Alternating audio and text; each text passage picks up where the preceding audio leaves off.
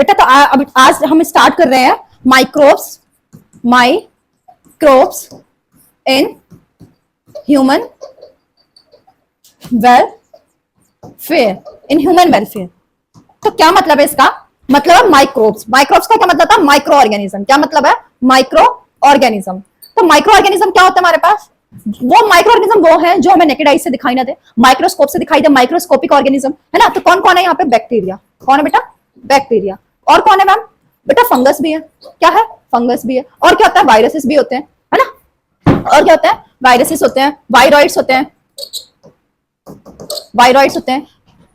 These are micro organism. क्या है हमारे पास? Micro organism. ये सब क्या है बेटा? Micro organism. क्लियर इतनी बात? अब ये जो कह रहा है ये है माइक्रो ऑर्गेनिज्म। अब ये बात कर रहे हैं ह्यूमन वेलफेयर, ह्यूमन की भलाई के लिए, तुम्हारी हमारी भलाई के लिए कौन से माइक्रो ऑर्गेनिज्म है, तो वो हम इस चैप्टर में पढ़ेंगे। ठीक है, माइक्रोब्स इन ह्यूमन वेलफेयर। तो हमारी एनसीईआरटी क्या स्टार्ट करती है? ऐसे स्टार्ट करती है, कहती है बिसाइड्स। क्या कहती है?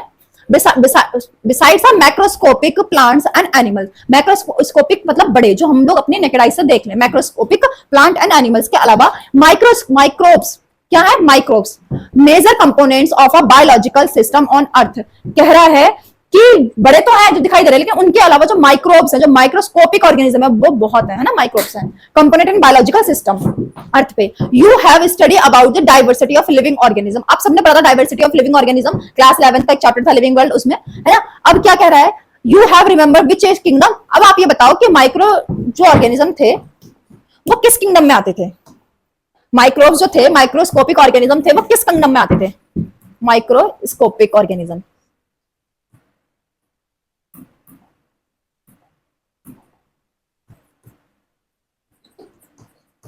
माइक्रोस्कोपिक ऑर्गेनिज्म किस किंगडम में आते थे? बताओ जल्दी से बताओ। मोनेरा। मोनेरा याद है? क्या आता था इसमें? बैक्टीरिया। क्या देते हैं? बैक्टीरिया। और क्या था हमारे पास? दूसरा क्या था मैम? प्रोटिस्टा।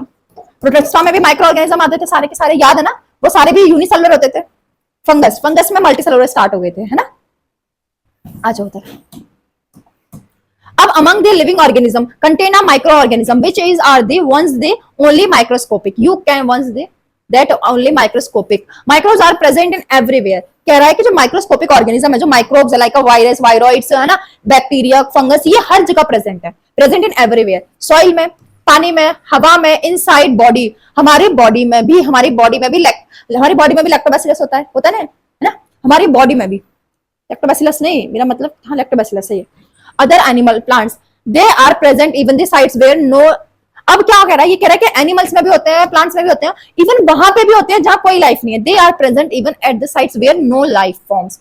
ये वहां पे भी मिलते हैं जहां पे कोई लाइफ नहीं है, कोई नहीं रहता वहां पे। कुड पॉसिबिलिटी, है ना, exist site such as a deep inside the geysers. अब ये देखो, जो गीजर है हम घर में ऑन करते हैं, पानी खोल रहा होता है, उसमें कोई रहता है नहीं, लेकिन माइक्रोब्स वहां रहते हैं। उसमें हम नहीं रह सकते, प्लांट नहीं रह सकते, माइक्रोब्स रहते हैं वहां पे, है ना। Thermal vents where the temperature में बी हाई 100 डिग्री सेल्सियस। क्योंकि गीजर में तो पानी खोल जाता है, गीजर में तो पानी बहुत गर्म हो जाता है, हम मिक्सिंग करते हैं ना वाटर की।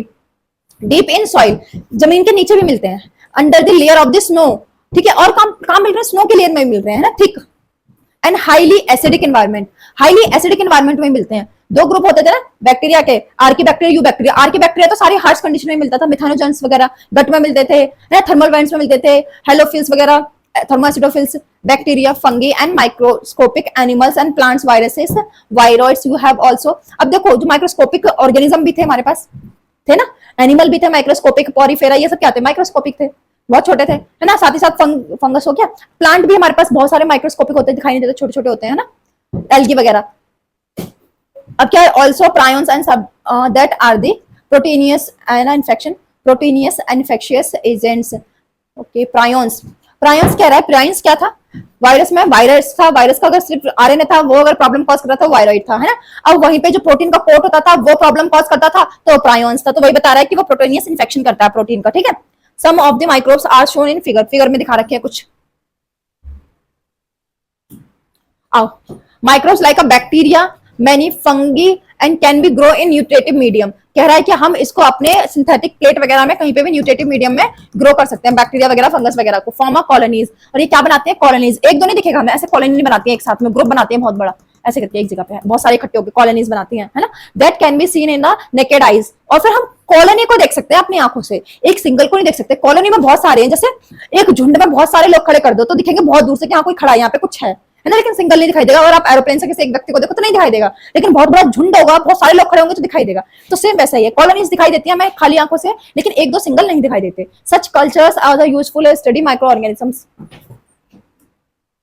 ये देखो, ये बेटा क्या है, बैक्टीरिया। कैसा है, रॉड शेप। कैसा है ma'am, rod shape. Rod shape को क्या बोलते हैं, बैसिलस। क्या बोलते हैं, बैसिलस। ये कैसा है, स्फेरिकल। स्फेरिकल, स्फेरिकल है मतलब कोकस। कैसा है, कोकस। ओके बेटा ये क्या है, ये मैम रॉड शेप लग रहा है हमें। हाँ बात ठीक है, ये रॉड शेप लग रहा है, this is rod shape. But ये रॉड शेप के आगे फ्लेजिला भी है। ये क्या है, फ्लेजिला। ये क्या है, फ्लेजिला। तो ये कौन सा, स्पाइरिलियम। कौन सा है, स्पाइरिलियम। स्पाइरिलियम। अब इन दोनों को क्या किया है, यहाँ पे देखो 1500 टाइम्स इन्हें बड़ा करके देखा गया है। 1500 गुना हमने इसको बड़ा किया है, 150 100, ठीक है, 1500 टाइम्स हमने इसको बड़ा करके देखा है। और ये वाले को हमने 50,000 50,000 गुना बार हमने बड़ा किया है, 50,000 बार हमने इसको बड़ा किया है, ऐसे करके, है ना, जूम करके देखा है। ये क्या, बैक्टीरियोफाज। बैक्टीरियोफाज, बैक्टीरियोफाज क्या है, ये वो वायरस है जो बैक्टीरिया पे अटैक करता है। ये क्या मैम, ये वायरस है, ये रेस्पिरेटरी डिसऑर्डर करता है, ये भी वायरस है ना। Adeno virus. क्या है, एडिनो वायरस। Adeno virus. अब ये क्या है मैम, ये भी वायरस है। ये कौन सा है, टोबैको वायरस। क्या है, tobacco virus. Tobacco mosaic virus. Tobacco mosaic virus. ये देखो, ये बैक्टीरिया की कॉलोनीज दिखाई हैं, bacteria. This is fungi. This is fungi.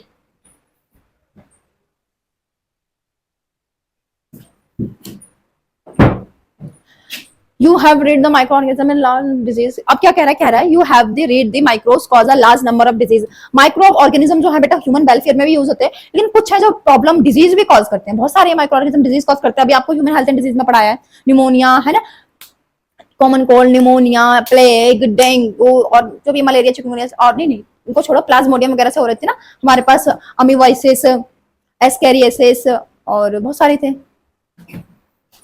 Typhoid, है ना। अच्छा, बैक्टीरियल डिसऑर्डर, है ना। They are cause a disease in animal and plants, but should not make a think that all are microbes harmful. But इसका मतलब ये नहीं है कि सारे माइक्रोब्स, है ना, इसका मतलब ये बिल्कुल भी नहीं है कि सारे माइक्रोब्स हमारे लिए हार्मफुल होते हैं। कुछ माइक्रोब्स डिजीज कॉज करते हैं, बट कुछ अच्छे भी होते हैं। Several microbes useful to a man in a diverse way. Some of the most important contribution of microbes to human welfare are discussed in this chapter. हम इसमें पढ़ेंगे कि ह्यूमन वेलफेयर के लिए माइक्रोब्स कितने इंपॉर्टेंट हैं। तो हम क्या पढ़ने वाले हैं बेटा, हम पढ़ेंगे फॉर्मेशन ऑफ कर्ड। दही कैसे बनता है, क्या है मैम, ये दही।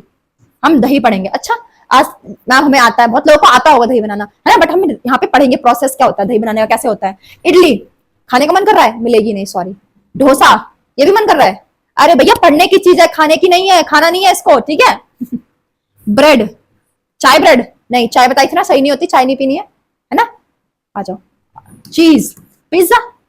अच्छा, अगर तुम्हें ये आइटम देख के सब खाने की याद आ रही है, पढ़ने का कुछ नहीं सोच रहा है, पढ़ लो उधर, खाना बाद में। बड़े गंदे बच्चे हो, है, पढ़ाई खाने की सोच रहे हैं। टोडी, ओहो टोडी, इसको बिल्कुल नहीं पीना है, ठीक है, आ जाओ उधर। तो एक एक करके हम पढ़ते हैं। Microbes in house hold products, क्या मतलब है, वो माइक्रो ऑर्गेनिज्म जिनका हम घरेलू लाइफ में यूज करते हैं, हम अपने घरों में यूज करते हैं, अपने रसोई में, अपने किचन में, है ना, अपने घर के अंदर यूज करते हैं। माइक्रोब्स इन हाउस प्रोडक्ट्स, हमारे घर के कौन कौन से प्रोडक्ट्स में माइक्रोब्स यूज हो रहे हैं, है ना, हम ये पढ़ेंगे। तो दही में यूज होते हैं, इडली में यूज हो रहे हैं, डोसा में, ब्रेड में, चीज में, टोडी में, इन सब में, है ना। आ जाओ, हाउस होल्ड। साथ ही साथ में यहाँ पे और भी लिख सकती थी, लेकिन वो इंडस्ट्रियल आ जाता है ना, इंडस्ट्री में भी यूज होते हैं। अब आ जाओ कर्ड। आ जाओ कर्ड। मैम कर्ड क्या होता है, दही बेटा। कर्ड मतलब दही, लाला दही होता है। अच्छा, बटर नहीं होता मैम, नहीं, दही होता है कर्ड मतलब। आ जाओ, अब कंटेंट, अब जो दही है, जो कर्ड है, उसके अंदर क्या होता है, लैक्टिक एसिड बैक्टीरिया। क्या होता है, कंटेन करता है लैक्टिक एसिड बैक्टीरिया, और इसको शॉर्ट में बोलते हैं लैब। लैक्टिक एसिड बैक्टीरिया को शॉर्ट में बोलते हैं लैब। क्या बोलते हैं, लैब। लैब पैथोलॉजी वाली लैब नहीं कि वहां जाके आप ब्लड टेस्ट करा रहे हो, वो नहीं, लैब। लैक्टिक एसिड बैक्टीरिया, है ना। अब ये क्या प्रोड्यूस करता है, लैक्टिक एसिड। जो लैक्टिक एसिड बैक्टीरिया होता है वो क्या प्रोड्यूस करेगा, लैक्टिक एसिड। इसका एक एग्जांपल है लैक्टोबैसिलस। क्या एग्जांपल है, लैक्टोबैसिलस। अच्छा, अब आ जाओ, दही कैसे बनता है, सॉरी हाँ, दही कैसे बनता है मैम, दही दूध ही होता है सबसे फर्स्ट। क्या होता है, दूध। दूध को कुछ बच्चे समझ नहीं रहे होंगे, मैं लिख देती हूँ। मिल्क कहता है बेटा, मिल्क, है ना। तो ये मिल्क होता है, इस मिल्क से ही पनीर बनता है, इस मिल्क से ही हमारे पास बटर बनता है, घी, देसी घी बनता है, इस मिल्क से हमारे पास दही बनता है ना। और इस दही से फिर छाछ बनती है। छाछ मतलब वही मठा, छाछ, कुछ लोग मठा कहते होंगे, कुछ लोग छाछ कहते होंगे, कुछ लोग लस्सी कहते होंगे, सबकी अपनी अपनी लैंग्वेज वाली बात हो गई, है ना। तो हम पढ़ने के वाले हैं मैम, मैं ना आपको पनीर खिलाने वाली हूँ, ना बटर देने वाली हूँ, और घी तो बिल्कुल नहीं मिलने का है। अब हम पढ़ने वाले हैं दही। क्या पढ़ने वाले हैं? दही। तो दूध से दही कैसे बन रहा है, मिल्क से कर्ड कैसे बन रहा है। तो आप लोग, सब लोग, आप सबकी मम्मियों को पता होगा, आप लोग तो बच्चे हो, बच्चों को भी पता होगा, जो ग्रामीण क्षेत्र के बच्चे हैं, जो गाँव में रहते हैं, जिनकी गाय भैंसे हैं, उन्हें पता होगा। और लड़कियों को तो पता ही होगा, लड़कों को पता हो या ना हो, है ना। लड़कियों को तो पता होता ही है, क्योंकि वो घरों में काम करती हैं। तो मिल्क, हमारे पास क्या होता है? दूध होता है बेटा, बिल्कुल सफेद दूध। अच्छा सही नहीं बना रही मैं, ऐसे बनाती हूँ, ऐसे करके बर्तन में दूध है। क्या इसमें? दूध है, मिल्क है। अब इस मिल्क में हम क्या करते हैं? हम इस मिल्क में कहीं से थोड़ा सा दही डालते हैं। क्या डालते हैं? दही। शायद छाछ डाल दो, पतली मतलब मठा डाल दो, या दही डाल दो, हम इसमें डालते हैं, है ना। क्या डाल रहे हैं हम इसमें? दही डाल रहे हैं थोड़ा सा, या हम छाछ डाल रहे हैं, है ना, कर्ड। अब इस कर्ड को जो हम थोड़ा सा डाल रहे हैं इसमें, एक बहुत बड़ा दूध का बर्तन है ना, भगोना है, दूध का भगोना है, ऐसे करके बर्तन है, पतीला है, और उसके अंदर हम थोड़ा सा, इतना सा गिलास, हाफ गिलास से भी कम, हम उसमें क्या डाल रहे हैं? दही डाल रहे हैं, या छाछ डाल रहे हैं, पतली खट्टी कुछ भी, है ना। चाहे दही डालो चाहे छाछ डालो। इसको हम बोलते हैं स्टार्टर। क्या बोलते हैं? स्टार्टर। स्टार्टर बोलते हैं। और इसको बोलते हैं इनोकुलम। क्या बोलते हैं? इनोकुलम। इनोकुलम।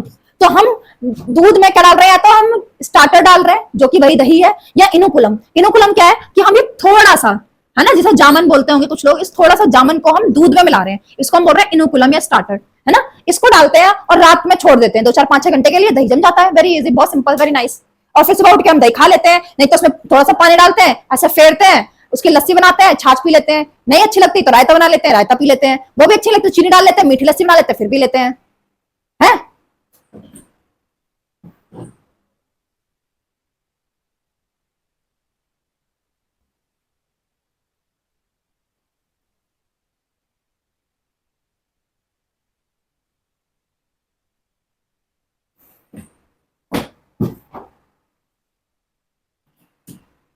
आजा बेटा, तो मैं यही बता रही हूँ, यहाँ पे क्या हो रहा है? ये है मिल्क, क्या है? दूध। इसमें आपने क्या डाला? इनोकुलम। इनोकुलम क्या बेटा? ये स्टार्टर। ये स्टार्टर वही दही होता है थोड़ा सा, जो हम दूध में मिलाते हैं, और उसके बाद ये जो दूध है वो दही में कन्वर्ट हो जाता है। क्यों? क्योंकि ये जो स्टार्टर हमने डाला, इसके अंदर बेटा लैब था। क्या था? लैब, लैक्टो, क्या था? Lactic acid bacteria. इसके अंदर thousands of lactic acid, sorry, lactic acid bacteria थे। उन्होंने क्या किया? इस दूध को सबको जमा दिया, सबको जमाने का काम किया, इसलिए हमने इसको बोला इनोकुलम या स्टार्टर्ड। क्लियर?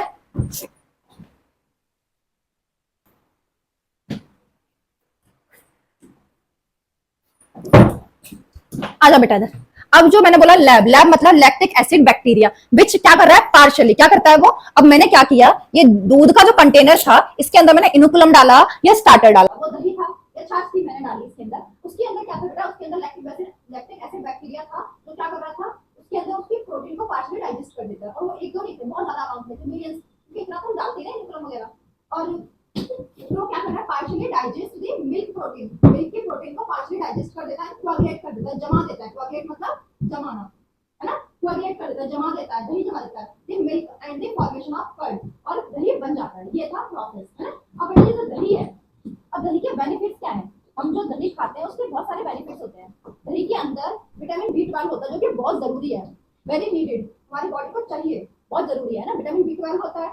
और दही प्रोबायोटिक है बेटा। क्या है? प्रोबायोटिक, हमारी लाइफ को, हमारी लाइफ के लिए बहुत अच्छा है। प्रो मतलब फॉर मतलब लाइफ के लिए, प्रो मतलब फॉर, लाइफ के लिए बढ़िया है। क्या? दही, है ना, प्रोबायोटिक है। जैसे आप लोग मार्केट से जो मतलब शहरों में रहते होंगे, तो वो सब छाछ पैकेट में खरीदते हैं ना, तो उस पर लिखा होता है प्रोबायोटिक छाछ, लिखा होता है प्रोबायोटिक ऐसे करके। अमूल वगैरह की जो छाछ आती है, लस्सी वगैरह होती है, उन सब पर लिखा होता है प्रोबायोटिक, लिखा होता है ना, लाइफ के लिए बढ़िया के लिए। क्यों? उसके अंदर माइक्रोब होते हैं, कौन से? लैक्टोबैसिलस, है। और वो लैक्टोबैसिलस का जो दही है, उसके अंदर विटामिन B12 भी है। और क्या करता है? चेकिंग ग्रोथ ऑफ माइक्रोब्स, जो हमारी बॉडी में कोई अदर हार्मफुल माइक्रोब्स, ये कौन से? हार्मफुल, अगर कोई हार्मफुल माइक्रोब्स हमारी बॉडी में आता है, तो ये जो ये ना एक प्रकार से इम्यूनिटी देता है हमें। क्या देता है? इम्यूनिटी, उनको मारने की, तो चेक करता है उनको। क्या करता है? Checking the growth of microbes, उनको भगाता है, मारता है ना। ठीक है, मैंने समझ लीजिए था। Okay,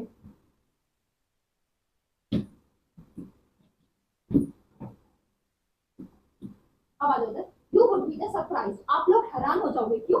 to know that we use a microbes और अ प्रोडक्ट्स, ठीक है, आप ये सोच के हैरान हो जाओगे कि क्या है, जो माइक्रोब्स या उनके जो प्रोडक्ट्स हैं deliver from them every day, और वो क्या हो रहा है, वो हर रोज डिलीवर होते हैं। कॉमन एग्जांपल, एक बहुत ही कॉमन कॉमन बेसिक एग्जांपल है production of curd from milk, दही का दूध से बनने एक बहुत ही इजी और बहुत ही कॉमन एग्जांपल है, और ये बहुत सालों से, बहुत पुराने टाइम से होता आ रहा है, और सबके यहाँ तो आ रहा है, सबको पता होगा, दादी अम्मा जो भी होती थी, नानी, वो कैसे दही जमाती थी, है ना। Microorganisms such as lactic, क्या है, lactobacillus, microorganism क्या है यहाँ पे, lactobacillus and other commonly called lactic acid bacteria lab grow in milk, milk में grow होते हैं और क्या करते हैं, convert into curd, और वो दही को दही में उसको convert कर देते हैं। during the growth lab produce acid, कौन सा एसिड प्रोड्यूस करता है, लैक्टिक एसिड, है ना, दैट कोएगुलेट दी, क्या कर रहा है, वो कोएगुलेट कर रहा है and partially digest the milk protein, और मिल्क प्रोटीन को पार्शियली डाइजेस्ट कर रहा है ना।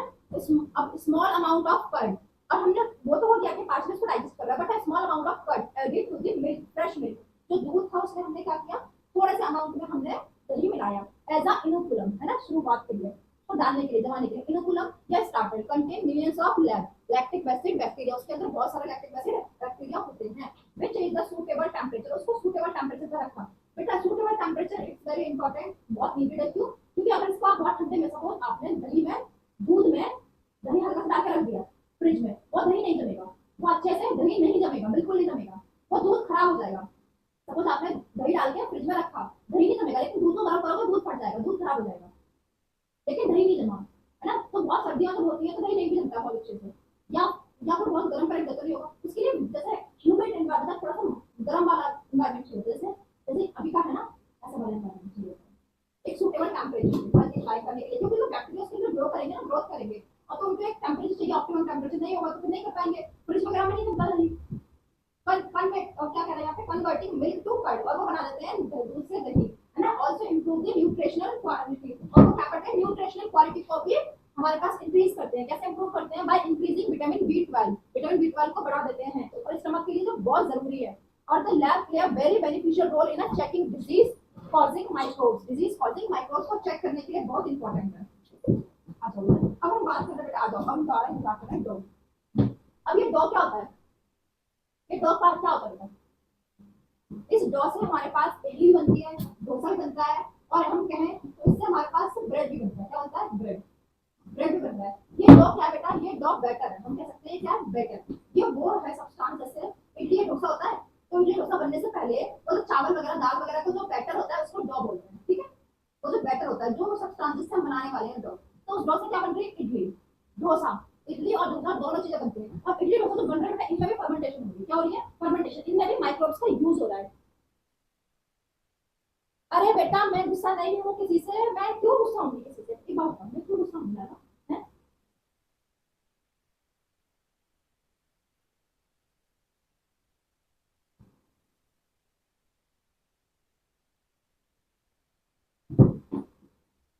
मैं किसी से गुस्सा नहीं हूँ बेटा, पढ़ लो, आ जाओ। चाणक्य बता रहे पनीर कैसे बना रहा है, कहानी में नींबू डाल के कपड़े में रखा, हाँ बिल्कुल सही चाणक्य।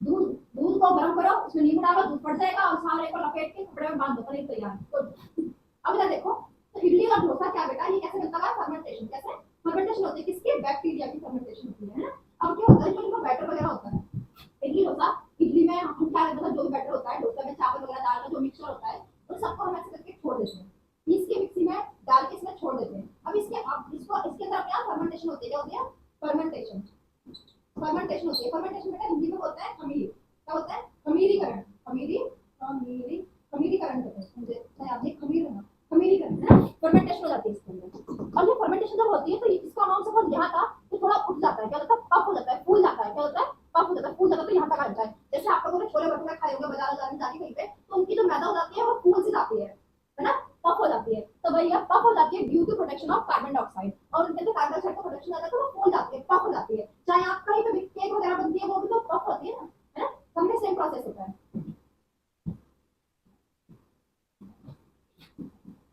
अच्छा बेटा इधर देखो, अब जो डो है ना, dough also, also use to make a bread, वही जो डो है उससे क्या बनता है, ब्रेड बनता है। लेकिन इडली डोसा में जो फर्मेंटेशन हो रही थी वो बैक्टीरिया द्वारा हो रही थी, लेकिन जो ब्रेड में जो फर्मेंटेशन होती है वो हमारे पास फंगीज द्वारा होती है ना, इट इट्स क्या है, बेकर ईस्ट, क्योंकि इसका बेकरीज में इंडस्ट्रीज में यूज होता है, इसलिए हमने बोला बेकर ईस्ट। तो जो ब्रेड बनती है उसमें यूज होता है बेकर ईस्ट, वो कौन सी है, सैक्रोमाइसिस सेरिवेसिए। सैक्रोमाइसिस सेरिवेसिए आपको ध्यान रखना है कि हमारे पास ब्रेड बनाने के लिए ईस्ट का उपयोग होता है जिसका नाम है सैक्रोमाइसिस सेरिवेसिए, है ना, इसका यूज होता है दिस ईस्ट का, है ना। Microbe also use to fermentation, अब देखो क्या क्या चीजें फर्मेंटेशन होती है, माइक्रोब्स उनके लिए भी नीड होते हैं। फिश फर्मेंटेशन होती है, बैम्बो की जो शूट्स होती है, ऊपर की लीव्स जो होती है, शूट जो होती है, उसका फर्मेंटेशन करते हैं हम, सोयाबीन का फर्मेंटेशन करते हैं, तो इन सब में माइक्रोब्स का यूज होता है। तो हम यहाँ पे यही पढ़ रहे हैं कि माइक्रोब्स ह्यूमन वेलफेयर, ह्यूमन के लिए कितने जरूरी है माइक्रोब्स, कहाँ कहाँ उनके उपयोग में आते हैं। आ जाओ चीज, अब बेटा चीज तो पिज्जा, चीज पिज्जा याद आ रहा है, पिज्जा तो नहीं मिलेगा, है ना। तो पिज्जा कैसा होता है, ऐसा होता है, ऐसा ऐसा खाने को मन कर रहा है, नहीं मिलेगा, इसके ऊपर वेजिटेबल्स वगैरह पड़ी होगी, चीज होगी, ऐसे करके यहाँ से एक नाइफ निकाल के खा लो।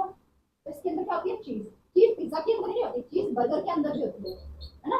बर्गर, अब तो चीज कॉर्न आ गए, चीज पिज्जा आ गए, चीज पॉपकॉर्न आ गए, चीज खाने खाने क्या क्या आ गए, है ना। अगर देखो अब एनसीईआरटी कहते हैं चीज है ओल्डेस्ट फूड आइटम, सबसे पुराना फूड आइटम, बहुत पुराने टाइम से हो रहा है चीज फूड आइटम, है ना, which is microbes were used, और इसमें माइक्रोब्स यूज होते हैं, है ना। तो ओल्डेस्ट फूड आइटम है, और different types of cheese available है, अवेलेबल बिकॉज, है ना, बिकॉज नॉट बिकॉज, है ना। अब क्या डिफरेंट टाइप्स की चीज अवेलेबल है, क्यों अवेलेबल है बेटा, क्योंकि चीज में हम एंड में जो बैक्टीरिया डालेंगे, जो माइक्रोब डालेंगे, वैसे हमारे पास चीज आ जाएगी बनके, है ना। तो ये डिपेंड करती है कि हम एंड प्रोडक्ट क्या डाल रहे हैं, बैक्टीरिया या जो उसकी फर्मेंटेशन उसमें कौन सा माइक्रोब यूज हो रहा है, तो उस अकॉर्डिंग चीज बनती है, अलग अलग टाइप की। तो different types of cheese available because their end product depend on using of microbes, कि हम कौन सा माइक्रोब से यूज कर रहे हैं, तो उसको उसका एंड प्रोडक्ट डिसाइड होता है कि किस टाइप की बन जाती है। अब जो चीज डिफरेंट डिफरेंट टाइप की होती है, उनका टेक्सचर, उनकी डिजाइन अलग हो सकती है ना, साथ ही साथ उनका फ्लेवर और टेस्ट अलग अलग हो सकता है। तो इसी बेस पे हमारी एनसीईआरटी में दो प्रकार की चीज है, एक है स्विस चीज और एक है हमारे पास रॉकफोर्ट चीज। कौन सी है, स्विस एंड रॉकफोर्ट चीज, दो प्रकार की चीज है, स्विस चीज एंड रॉकफोर्ट चीज। अब इसमें क्या होता है, जो स्विस चीज है इसके अंदर लार्ज होल्स होते हैं, दिस इज द चीज, जैसे मैंने एक चीज बनाया इसके अंदर ऐसे ऐसे होल्स मिलते हैं लार्ज, और ये वो चीज है जिसमें टॉम एंड जेरी में जो जेरी है, टॉम एंड जेरी में जो जेरी है वो उठा के भाग रहा होता है और टॉम उसको मारती है ना। ये वो वाली चीज है, आप सबने इसका डायग्राम शायद याद आ रहा हो, थोड़ा थोड़ा येलो कलर के बड़े बड़े होल्स, है ना। तो इसमें लार्ज होल्स होते हैं, लार्ज होल्स होते हैं, साथ ही साथ ये बनती किससे है, ये हमारे पास propionibacterium, propionibacterium shermanii, propionibacterium shermanii, इससे हमारे पास ये चीज बनती है ना। ये क्या है, एक बैक्टीरिया है, क्या बेटा, बैक्टीरिया। क्लास में होगा, रिकॉर्ड करना है।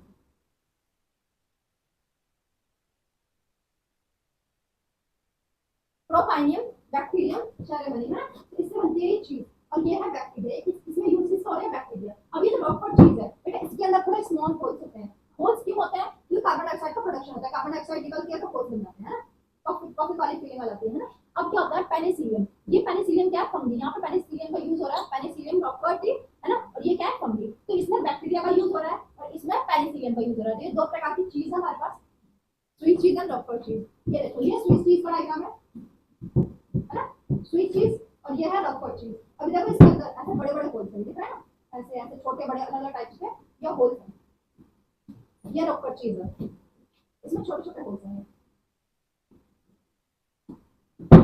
टोडी, नाम तो सुना ही होगा, टोडी नाम तो सुना ही होगा, है ना, साउथ इंडियन वालों ने, है ना, साउथ इंडियन और बाकी नॉर्थ इंडियन में सब नहीं सुना होगा नाम तो, टोडी। तो बेटा टोडी एक ट्रेडिशनल ड्रिंक है, क्या है, ट्रेडिशनल ड्रिंक है, वो भी साउथ इंडिया की, है ना, ट्रेडिशनल ड्रिंक है साउथ इंडिया की। जैसे आप लोगों ने खजूर का पेड़ देखा होगा, ऐसे एक पेड़ होता है लंबा सा, ताड़ का पेड़ सब बोलते हैं, ताड़, ताड़ का पेड़, है ना, और वैसे खजूर की तरह उसके ऐसे निकले होते हैं,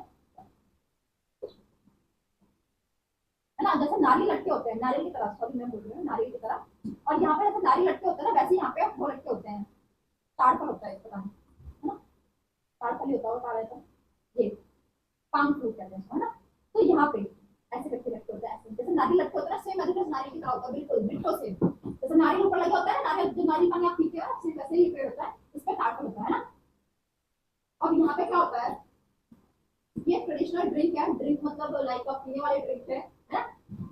यहाँ पे थोड़ा मतलब इसमें मतलब फर्मेंटेशन होती है तो 7% अल्कोहल टाइप से होती है, थोड़ी ड्रिंक ऐसे बनती है ना। तो इसमें क्या होता है कि इसकी जो सैप को थोड़ा कट करते हैं, क्या करते हैं, ये जो है ना सैप थोड़ा कट करते हैं और यहाँ मट्टी लगाते हैं, क्या लगाते हैं, मट्टी। और ये सैप यहाँ रस रस के अंदर आता रहता है, आता रहता है, आता रहता है, और यहाँ पे क्या है, यहाँ इकट्ठा होता रहता है, क्या होता है, इकट्ठा होता रहता है, साथ साथ क्या होती है, फर्मेंटेशन होती है, क्या होती है, फर्मेंटेशन होती है बैक्टीरिया से, है ना। यहाँ फर्मेंटेशन होती है और फिर ये जो ड्रिंक के बाद में बनती है हमारे पास टोडी, क्या बनती है, टोडी, आफ्टर फर्मेंटेशन, है ना। यहाँ से सैप इकट्ठा करते हैं, किससे बनती है, form by fermentation of SAP of palm tree, किसके, पाम ट्री से। ये डायग्राम दिखाया है कि ये जो अंकल जी है, ये कैसे यहाँ मट्टी लगा रखी है इन्होंने, ये मट्टी लगा रखी है यहाँ पे, और यहाँ से सैप होगा इसका पेड़ का, वो कलेक्ट करेंगे। ये देखो, ये अंकल जी ने यहाँ मट्टी लगा रखी है, इस मट्टी, और यहाँ से ऐसे कट करके, ये खरोच के ऐसे चाकू से, के पास बड़े बड़े बड़े बड़े चाकू होते हैं ना, उससे इन्होंने कट करके यहाँ पे इकट्ठा करना है ना। यहाँ से लिक्विड इसके अंदर जाएगा, फिर यहाँ पे अपने आप फर्मेंटेशन होती रहेगी, फिर बनेगी ड्रिंक, है ना, थोड़ी नशीली टाइप की, कह सकते हैं आप। In house product, in house product. तो हमने इसमें क्या क्या पढ़ा था मैम, हमने इसमें दही बनाया था, क्या बनाया था, दही, दही मतलब कर्ड। कर्ड कैसे बन रहा था, कैसे बना था, बाय लैक्टिक एसिड, है ना, लैक्टिक एसिड बैक्टीरिया, लैब। इसमें हम क्या डालते थे, मिल्क में इनुकुलम डालते थे, है ना। दूसरा मैम, हमने इडली बनाना सोचा था, इडली बनी नहीं, है ना। डोसा और चीज, हमने क्या पढ़ा था, चीज, चीज दो प्रकार की, स्वीट चीज एंड रॉकफोर्ट चीज, है ना, लार्ज होल। इडली हो गया, डोसा हो गया, सांबर नहीं हुआ, चीज हो गई, और क्या पढ़ा था हमने बेटा, मैं ठीक हूँ बेटा, आप सब बताओ कैसे हैं। तो और हमने क्या पढ़ा था, चीज हो गई, दही हो गया, कर्ड होगी, और मेरे को याद नहीं आ रहा, ठीक है, हमने ये सब पढ़े थे। टोडी, और हमने पढ़ा था टोडी फ्रॉम पाम ट्री, किससे मिल रही थी, पाम ट्री से, है ना, सैप। ये सब हमने पढ़ा था, ये सब कैसे बन रहा था, बाय फर्मेंटेशन। आ जाओ, तो आज हम बात कर रहे हैं बेटा microbes in industrial product, industry में जो यूज होते हैं इंडस्ट्रियल प्रोडक्ट, है ना। जो इंडस्ट्रीज में जिन माइक्रोब्स की, जिन माइक्रो ऑर्गेनिज्म की आवश्यकता होती है, कौन कौन से माइक्रो ऑर्गेनिज्म है जो इंडस्ट्रीज में यूज होते हैं, है ना, इंडस्ट्रीज में जो यूज होते हैं ना, माइक्रोस है इंडस्ट्रियल प्रोडक्ट। तो हम इसमें क्या क्या पढ़ेंगे, हम पढ़ेंगे अल्कोहल बेवरेजेस, अल्कोहल, अल्कोहल कहाँ बनती है ना, ये इनकी बड़ी बड़ी कंपनियां होती हैं, इंडस्ट्री होती है, फैक्ट्रियां होती है, वहां अल्कोहल बनती है। तो अल्कोहल बेवरेज कैसे बनता है, क्या होता है, वहां कौन सा माइक्रो यूज होता है, वो हम पढ़ेंगे।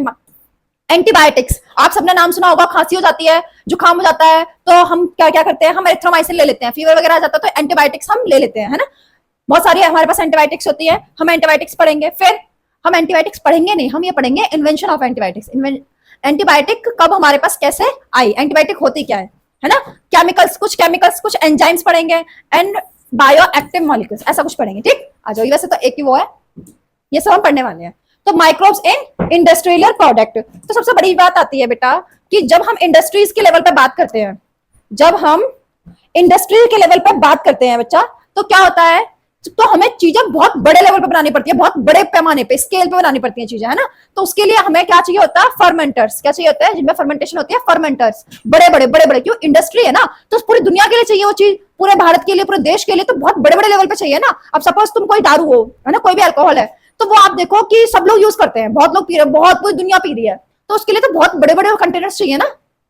आ जाओ, तो even in industry microbes are used to a synthesis are number of products, है ना, बहुत सारे प्रोडक्ट बनते हैं, वैल्यूएबल टू ह्यूमन बीइंग्स, जो ह्यूमन बीइंग के लिए वैल्यूएबल है, जरूरी है ना।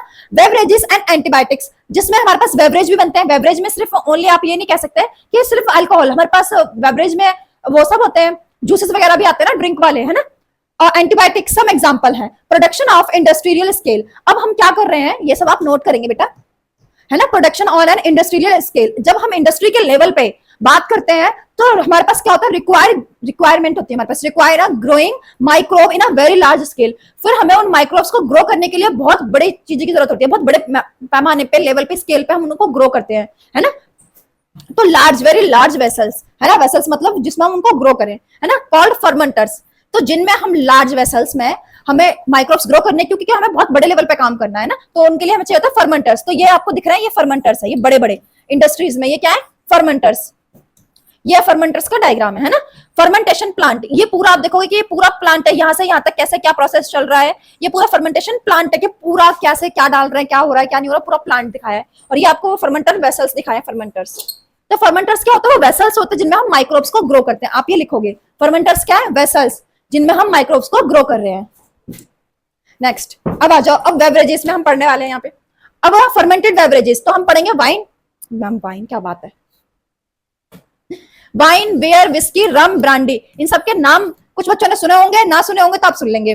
वैसे तो मोस्टली सबने सुने होंगे, क्यों? क्योंकि अब गाने इन पे आते हैं, 4 बोतल वोदका, रम, ब्रांडी, फलाने फलाने, ये सब आप लोगों को आराम से मिल जाएंगे टीवी पे, है ना, मूवी में, टीवी में, सॉन्ग्स में, आराम से इन सब के नाम है ना। तो वाइन, विस्की, बियर, रम, ब्रांडी, ये सब हम देखेंगे कैसे क्या होता है, बनती है? अब क्या होता है इन सबको हम, ये सब कैसे बनती है? Bye fermentation. कैसे बन रही है? Bye fermentation. ये फर्मेंटेशन कैसे होती है? ईस्ट द्वारा। कैसे हो रही है? ईस्ट द्वारा फर्मेंटेशन हो रही है। अब ये ईस्ट फर्मेंटेशन कर रही है, वही ईस्ट है जो ब्रेड बना रही थी, है ना, सैक्रोमाइसिस सेरिवेसियाई। कौन सी है? सैक्रोमाइसिस सेरिवेसियाई। ये वही ईस्ट है जो ब्रेड बना रही थी। तो ये ब्रेड बनाती है, इसलिए इसका नाम है हमारे पास ब्रेवर्स ईस्ट। क्या है? Brewer's yeast. इसको ब्रेवर्स ईस्ट भी कहते हैं। Also use to make bread, that's why called brewer's yeast. तो इन सब के फर्मेंटेशन को कौन बना करता है? ईस्ट, जिसका नाम क्या है? सैक्रोमाइसिस सेरिवेसियाई। आ जाओ, अब हमारे पास अल्कोहल की जब हम बात करते हैं, है ना, अल्कोहल बेवरेज, तो अल्कोहल 2 प्रकार की होती है, डिस्टिल्ड और without distillation. Distillation and without distillation. तो कुछ लोगों को पता हो ना हो कोई बात नहीं, आप लोग बच्चे हैं ना। आ जाओ इधर देखो, तो विदाउट डिस्टिलेशन क्या होता है? विदाउट डिस्टिलेशन में हमारे पास जो अल्कोहल की कंसेंट्रेशन होती है वो लो होती है ना। जब डिस्टिलेशन करते हैं तो अल्कोहल की कंसेंट्रेशन इंक्रीज हो जाती है। तो कई बार हमारे पास आते हैं प्रोडक्ट ऐसे कि distillation, double distillation, triple distillation, it means उसमें बहुत एक्सेसिव अमाउंट में अल्कोहल है ना। तो यहाँ पे क्या होता है? विदाउट डिस्टिलेशन जो होता है, alcohol concentration will be not exceed up to 13%। जो विदाउट डिस्टिलेशन ड्रिंक्स आते हैं जैसे कि बियर और वाइन, एग्जांपल है बियर एंड वाइन, इनमें 13% से ज्यादा अल्कोहल नहीं होती, है ना, मैक्सिमम 13% हो सकती है, उससे ज्यादा नहीं होगी। अब हमारे पास डिस्टिलेशन में, तो डिस्टिलेशन में मोर देन 13% होती है, बहुत हो जाती है, 50%, 60%, 80%, 90%, जितने मर्जी कर दे, है ना। आ जाओ, तो इसका एग्जांपल है विस्की, रम, वोदका, इन सब में अल्कोहल परसेंटेज हाई होती है। क्या होती है? High. High.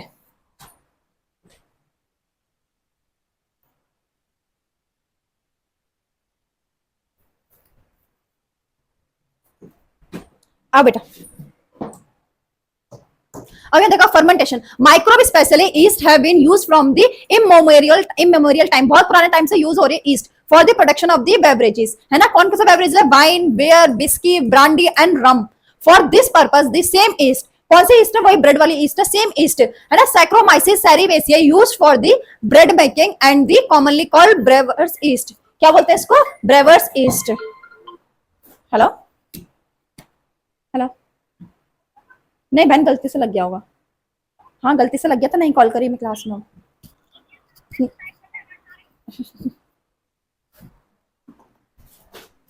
Is use for the fermenting, है ना, माल्टेड एंड सीरियल्स। ये बता रहे हैं कि हमारे पास किस किस चीज से फर्मेंटेशन होती है, सीरियल्स वगैरह, है ना, अनाज वगैरह से, जौ वगैरह से भी बनती है ना, फ्रूट्स वगैरह से, ग्रेप्स वगैरह, इन सब से भी बनती है ना। To are produce ethanol and do recollect the metabolic reaction and the result the production of the ethanol by the yeast and depending on the type of the raw material. अब ये depend करता है कौन सा raw material आपने लिया है, तो उस हिसाब से हमारे पास नया नया बेवरेज बनेगा कि बार्ले किससे बन रही है, ब्रांडे किससे बन रही है, ये सब, है ना। Type of the processing, without, अब ये भी देखोगे विदाउट एंड विद डिस्टिलेशन क्या है, with and without distillation different two type of alcohol drinks, 2 प्रकार के ड्रिंक्स बन रही हैं, are the obtain. Wine and beer जो है वो विदाउट डिस्टिलेशन है ना, produce without distillation, and beer as a whisky, brandy, rum are the produce by the distillation of the fermented broth and the the photograph of the fermentation plant is shown in the figure में दिखाया है, वो मैंने पीछे दिखाया था ना वो। आ जाओ, अब हम बात कर रहे हैं एंटीबायोटिक्स। किसकी बात कर रहे हैं? एंटीबायोटिक्स। एंटीबायोटिक्स बेटा, एंटीबायोटिक्स का मतलब क्या होता है? इसमें 2 वर्ड है, एक है हमारे पास एंटी, एंटी का मतलब होता है अगेंस्ट, है ना, और बायोटिक का मतलब होता है लाइफ।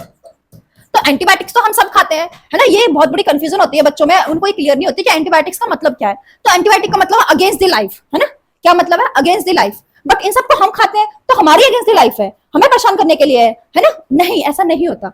इसका मतलब है against the life, against the life of pathogen, और अ डिजीज कॉजिंग ऑर्गेनिज्म या एजेंट्स, है ना, इन सब के लाइफ के अगेंस्ट है। जैसे सपोज मैंने कोई भी एंटीबायोटिक खाई, है ना, एरिथ्रोमाइसिन खाई, तो मेरे अंदर जो बैक्टीरिया मुझे परेशान कर रहा होगा, जिसकी वजह से मुझे फीवर या बुखार या खांसी जुकाम है, वो बैक्टीरिया को किल करने के लिए मैंने उस एंटीबायोटिक को लिया, है ना। तो एंटीबायोटिक क्यों यूज करते हैं हम? अगेंस्ट द लाइफ, किसकी? पैथोजन, डिजीज कॉजिंग एजेंट, है ना, डिजीज कॉजिंग एजेंट।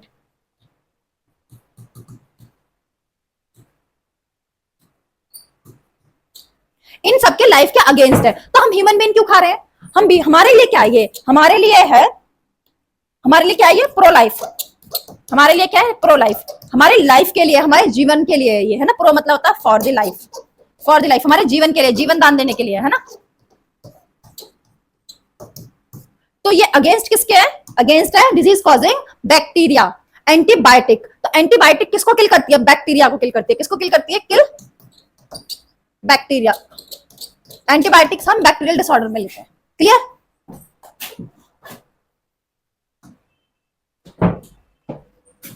एंटीबायोटिक मतलब against biotic life. Antibiotics means क्या होता है? Against the life of the disease causing organism to a human. Human के लिए प्रो लाइफ होती है ना, ह्यूमन के लिए, जीवन के लिए होती है। मोस्ट इंपॉर्टेंट, अब क्या होता है? Most important discover. ओके, अब क्या होता है हमारे पास? एक साइंटिस्ट होते हैं, है ना, एलेक्स जेंडर फ्लेमिंग, है ना। ये साइंटिस्ट होते हैं। ये कब के होता है? 20th सेंचुरी, है ना, 20th सेंचुरी। ये जो साइंटिस्ट होते हैं ये काम कर रहे होते हैं। बेटा क्या काम कर रहे होते हैं? एक पेट्री डिश होती है। पेट्री डिश कुछ नहीं होती, चीनी मिट्टी की एक प्लेट होती है। क्या होती है? पेट्री डिश, है ना। ये एक प्लेट होती है, इस पे ये काम कर रहे थे। वर्क ऑन स्टेप्टो स्टेप स्टेप्टो नहीं स्टेपो स्टेपोफाइलोकोकस, ठीक है, स्टेपोफाइलोकोकस बैक्टीरिया पे काम कर रहे थे ये, है ना। इस बैक्टीरिया पे काम कर रहे थे, तो वो इसको यहाँ ग्रो कर रहे थे बैक्टीरिया को, है ना। और उस प्लेट को धुलूल नहीं रहे थे। उन्होंने क्या किया? कि एक दिन उन्होंने देखा कि ये बैक्टीरिया तो ग्रो हो रहा है, ये बैक्टीरिया से यहाँ ग्रो हो रहा है, और साइड ही साइड में एक फंगस ग्रो हो रही है। क्या ग्रो हो रही है? एक फंगस ग्रो हो रही थी। और वो ये देख रहे थे कि जहां ये फंगस है, वहां बैक्टीरिया ग्रो नहीं हो रहा। जहां फंगस थी वहां बैक्टीरिया अपनी ग्रोथ नहीं कर पा रहा था। ये उन्होंने ऑब्जर्व किया कि जहां फंगस है वहां बैक्टीरिया ग्रो नहीं हो रहा है ना। तो ये उन्होंने इस फंगस को उस टाइम नाम दिया पेनिसिलियम, पेनिसिलियम नोट्रेटम। इसका नाम था पेनिसिलियम नोट्रेटम, है ना। अब इन्होंने बताया कि ये क्या एंटीबायोटिक है। क्या है? कि जहां फंगस ग्रो कर रही है वहां बैक्टीरिया ग्रो नहीं कर रहा, मतलब फंगस बैक्टीरिया को ग्रो नहीं होने दे रही। तो ये जो थी ना बेटा, ये एक एक्सीडेंटल डिस्कवरी थी। क्या थी? एक्सीडेंटल डिस्कवरी थी। उन्हें कोई कोई शौक नहीं था कि वो एंटीबायोटिक को डिस्कवर करें। उनका कोई मन नहीं था, उन्हें पता भी नहीं था, कुछ नहीं था, बट एक्सीडेंटली अचानक से उन्होंने ये प्रूफ कर दिया। प्रूफ क्या कर दिया? ये डिस्कवर हो गया, एंटीबायोटिक्स डिस्कवर हो गई, है ना। तो most important discovery in the 20th century, greatly contribute to क्या लिखा है? To the welfare, to human welfare होगा, to the human welfare, human to welfare of the society, human society, है ना। अब इसमें क्या था कि ये पहली एंटीबायोटिक की थी। क्या थी बेटा? फर्स्ट एंटीबायोटिक थी। कौन सी थी फर्स्ट एंटीबायोटिक? पेनिसिलियम। क्या थी? पेनिसिलियम पहली एंटीबायोटिक थी जो बनी सबसे फर्स्ट, है ना। Discover by the Alexander Fleming, इन साइंटिस्ट ने डिस्कवर करी। लेकिन ये जो एंटीबायोटिक थी इसके जो सारे काम वगैरह जो भी थे कि ये क्या क्या करती है, उनको दूसरे साइंटिस्टों ने वो किया, बताया फुल पोटेंशियल कि इसका क्या काम है, किसका? एंटीबायोटिक का फुल पोटेंशियल, कि उसकी क्या क्या क्षमता है, वो क्या क्या कर सकती है। Full potential and effective antibiotic, antibiotic की वाज स्टेबलाइज्ड बाय, ये किसने स्टेबलाइज किए, किसने स्थापित किए? अर्नस्टचेन एंड हार्डवेयर फ्लोरे, है ना। अर्नस्टचेन एंड हार्डवेयर फ्लोरे, इन दो साइंटिस्टों ने एंटीबायोटिक्स को बताया कि इनके यूजेस क्या है, क्या क्या कर सकती है, कितनी इनमें वो है, सब कुछ इन दो साइंटिस्टों ने बताया। यूज ऑफ, अब यूज क्या था इसका? एंटीबायोटिक्स का कहां यूज हुआ था फर्स्ट टाइम? एंटीबायोटिक का यूज हुआ था first time second world war में। कब यूज हुआ था? Second world war. और ये अमेरिका के जो शोल्डर्स घायल हो गए थे उनको ट्रीट करने के लिए, है ना। तो ये एक एक्सीडेंटल डिस्कवरी थी, है ना। और यहाँ पे जहां पे स्टेप्टोफाइलस स्टेपोफाइलस बैक्टीरिया ग्रो हो रहा था, वहां पे जहां पे फंगस ग्रो हो रही थी वहां पे ये बैक्टीरिया ग्रो नहीं हो पा रहा था। तो इसका मतलब था कि ये फंगस बैक्टीरिया को ग्रो नहीं होने दे रही है, किल कर दे रही है, खत्म कर दे रही है। इसका नाम फर्स्ट रखा गया पेनिसिलियम नोट्रेटम, बाद में इसको कहा पेनिसिलियम, है ना।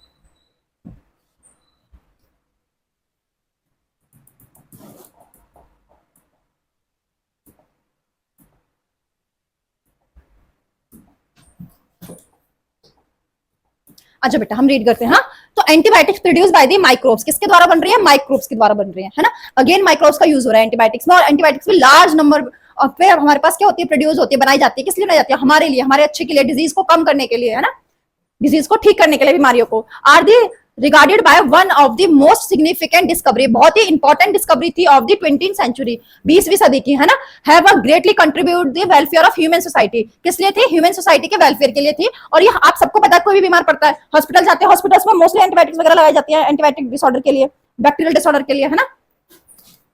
एंटी मतलब होता है ग्रीक में अगेंस्ट, है ना। बायो मतलब होता है लाइफ, टुगेदर मींस होता है against the life in a contest, किसके आगे, किसके कॉन्टेस्ट में कहा गया? Contest, in a contest of disease causing organism against the life of the disease causing organism, where as a some reference to human being they are pro the life, human के लिए क्या है? pro the life है, not against the life, against the life नहीं है, human के लिए pro the life है। antibiotics are the chemical substances which is produced by the microbe, किससे बन रही है? माइक्रोब से बन रही है। and kill the, किसको किल करे? kill and retard, या तो खत्म कर देती है या कम कर देती है, खत्म कर देती है या कम कर देती है, किसको? Growth of other organism, disease causing microbes, किसके लिए? डिजीज कॉजिंग माइक्रोब्स के लिए, है ना।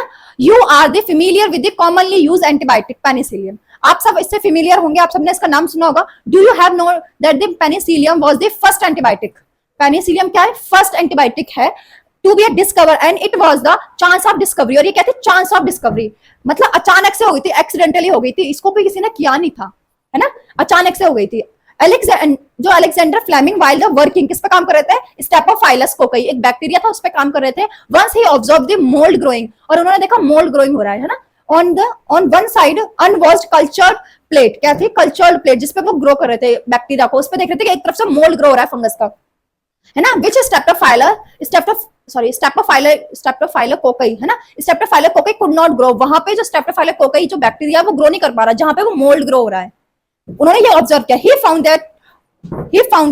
found out that it was due to the chemical produce, क्यों? क्योंकि वो एक केमिकल प्रोड्यूस कर रही है। ऐसा क्यों हो रहा था? क्योंकि वो मोल्ड एक केमिकल प्रोड्यूस कर रही थी, है ना। एंड नेम इट पेनिसिलियम नॉट्रेटम, और उसका नाम क्या दिया? पेनिसिलियम नॉट्रेट, अच्छा, नेम इट पेनिसिलियम, केमिकल कर रही थी पेनिसिलियम, आफ्टर द मोल्ड उसको नाम दिया Penicillium notatum, named it Penicillium after the mould Penicillium notatum. It full potential, अब देखो यहाँ से उसका जो पूरा फुल पोटेंशियल है ना, as an antibiotic, effective antibiotic, antibiotic क्या क्या करती है, उसको जो फुल पोटेंशियल था वो कौन से साइंटिस्ट ने स्टेबलाइज किया था? अर्न्स्ट चेन एंड हमारे पास क्या आते हैं? हार्वर्ड फ्लोरे, है ना। This antibiotics was the extensively used to treat American soldiers in World War II. Fleming, Chain and Flore awarded by the Nobel Prize. इन तीनों को नोबेल प्राइज मिला था 1945 में। वर्ल्ड वॉर हमारे पास जो 2 था वो 1945 तक चला था ना, मुझे ये नहीं पता कब स्टार्ट हुआ था, है मैं भूल गई, पहले कहीं पढ़ा था, लेकिन फिर इसमें सोल्जर्स को ट्रीट किया गया था बहुत अच्छे से, अमेरिकन सोल्जर को, तो तीनों को, फ्लेमिंग को भी, है ना, और हमारे पास फ्लोरे को भी, चेन को भी, तीनों साइंटिस्टों को नोबेल प्राइज मिला। After the Penicillium other antibiotics also the purified from the other microbes, और फिर हमारे पास और भी एंटीबायोटिक्स बनी, है ना। Can you name the some antibiotics, find out their resources. Antibiotic have a greatly improve the capacity to treat the deadly disease, है ना, जो डिजीज, जो मृत्यु को आप बुला दे, जो डिजीज बिल्कुल मरने वाली होती है ना, जो मार दे, उनको भी ट्रीट करती है एंटीबायोटिक्स, है ना। Such as a plague, plague मैंने पढ़ाया था बैक्टीरियल डिसऑर्डर है ना। और फिर वूपिंग कफ, है ना, काली खांसी, इसको भी ट्रीट कर रही है ना। साथ ही साथ डिप्थीरिया, डिप्थीरिया क्या होता है? गल घोटू, गला इसमें घुटने लगता है, सफोकेशन हो जाती है, ये भी बैक्टीरियल डिसऑर्डर है। तो एंटीबायोटिक बैक्टीरियल डिसऑर्डर में ही यूज होते हैं, बैक्टीरिया को या तो उनकी ग्रोथ को कम करने के लिए या बैक्टीरिया को किल करने के लिए, है ना। या लेप्रोसी, लेप्रोसी मतलब कुष्ठ रोग, लेप्रोसी मतलब कुष्ठ रोग, मतलब आपने सुना होगा उसको, और क्या बोलते हैं कुष्ठ रोग को? कोड, कोड, कोड कहते हैं, क्या कहते हैं? कोड बोलते हैं इसको, सुना हो कहीं तो, कोड कहते हैं कि कोड हो गया हाथ में, वहां पे लेप्रोसी, है ना, कुष्ठ रोग। Which use to kill a millions, क्या करते हैं? Millions all over the globe, जिसके द्वारा इन सब प्रॉब्लम से, प्लेग से, डिप्थीरिया से, है ना, ये वूपिंग कफ से, और इन सब से, स्किन डिसऑर्डर जो होता है लेप्रोसी, इन सब से पूरी दुनिया में लोग मारे जा रहे हैं, इन सबको वो ट्रीट करते हैं। Today we can not be imagine the world without the antibiotics. अब कह रहा है कि अब हम बिना एंटीबायोटिक के जीवन हम सोच भी नहीं सकते, क्योंकि एंटीबायोटिक का इतना यूज हो गया है, हर चीज में एंटीबायोटिक्स, हर चीज में एंटीबायोटिक्स, टाइफाइड हो जाए एंटीबायोटिक्स खानी पड़ेगी, है ना, एंटीबायोटिक्स, निमोनिया हो जाए एंटीबायोटिक्स। अब आज की दुनिया में हम बिना एंटीबायोटिक्स के सोच भी नहीं सकते जीवन। अब इधर देखो माइक्रोब्स, ये माइक्रोब्स के नाम है, ये प्रोडक्ट है, इनसे क्या मिलते हैं, है ना, और ये आपको याद करें, it's very important, you have to learn. आपको सब याद करना है, बहुत छोटा चैप्टर और आपको इसमें सब कुछ याद करना है। जैसे कि इडली में क्या हो रहा था हमारे पास, चीज में कौन सा माइक्रोब यूज हो रहा था, इडली में कौन सा हो रहा था, डोसा में कौन सा हो रहा था, टोडी में क्या था, ये सब है ना। अब एस्परगिलस नाइग्रम, ये एक फंगस है, इकलौती फंगस है, इससे एसिडिक एसिड मिलता है। क्या मिलता है? एसिटिक एसिड, है ना। एसिटोबैक्टर एसिटिक, है ना, ये भी बैक्टीरिया, ये सारे बैक्टीरिया इसके नीचे, है ना। इनसे क्या मिल रहा है हमारे पास? एसिटिक एसिड मिल रहा है, नाम से ही पता चल जाएगा, एसिटोबैक्टर एसिटिक एसिड, है ना। और क्लोस्ट्रीडियम ब्यूटाइलियम, इससे ब्यूट्रिक एसिड मिल रहा है, तो इससे हम ब्यूटाइलियम से ही समझ जाओगे कि ब्यूट्रिक एसिड मिल रहा है ना। लैक्टोबैसिलस से क्या मिलता है? Lactic acid.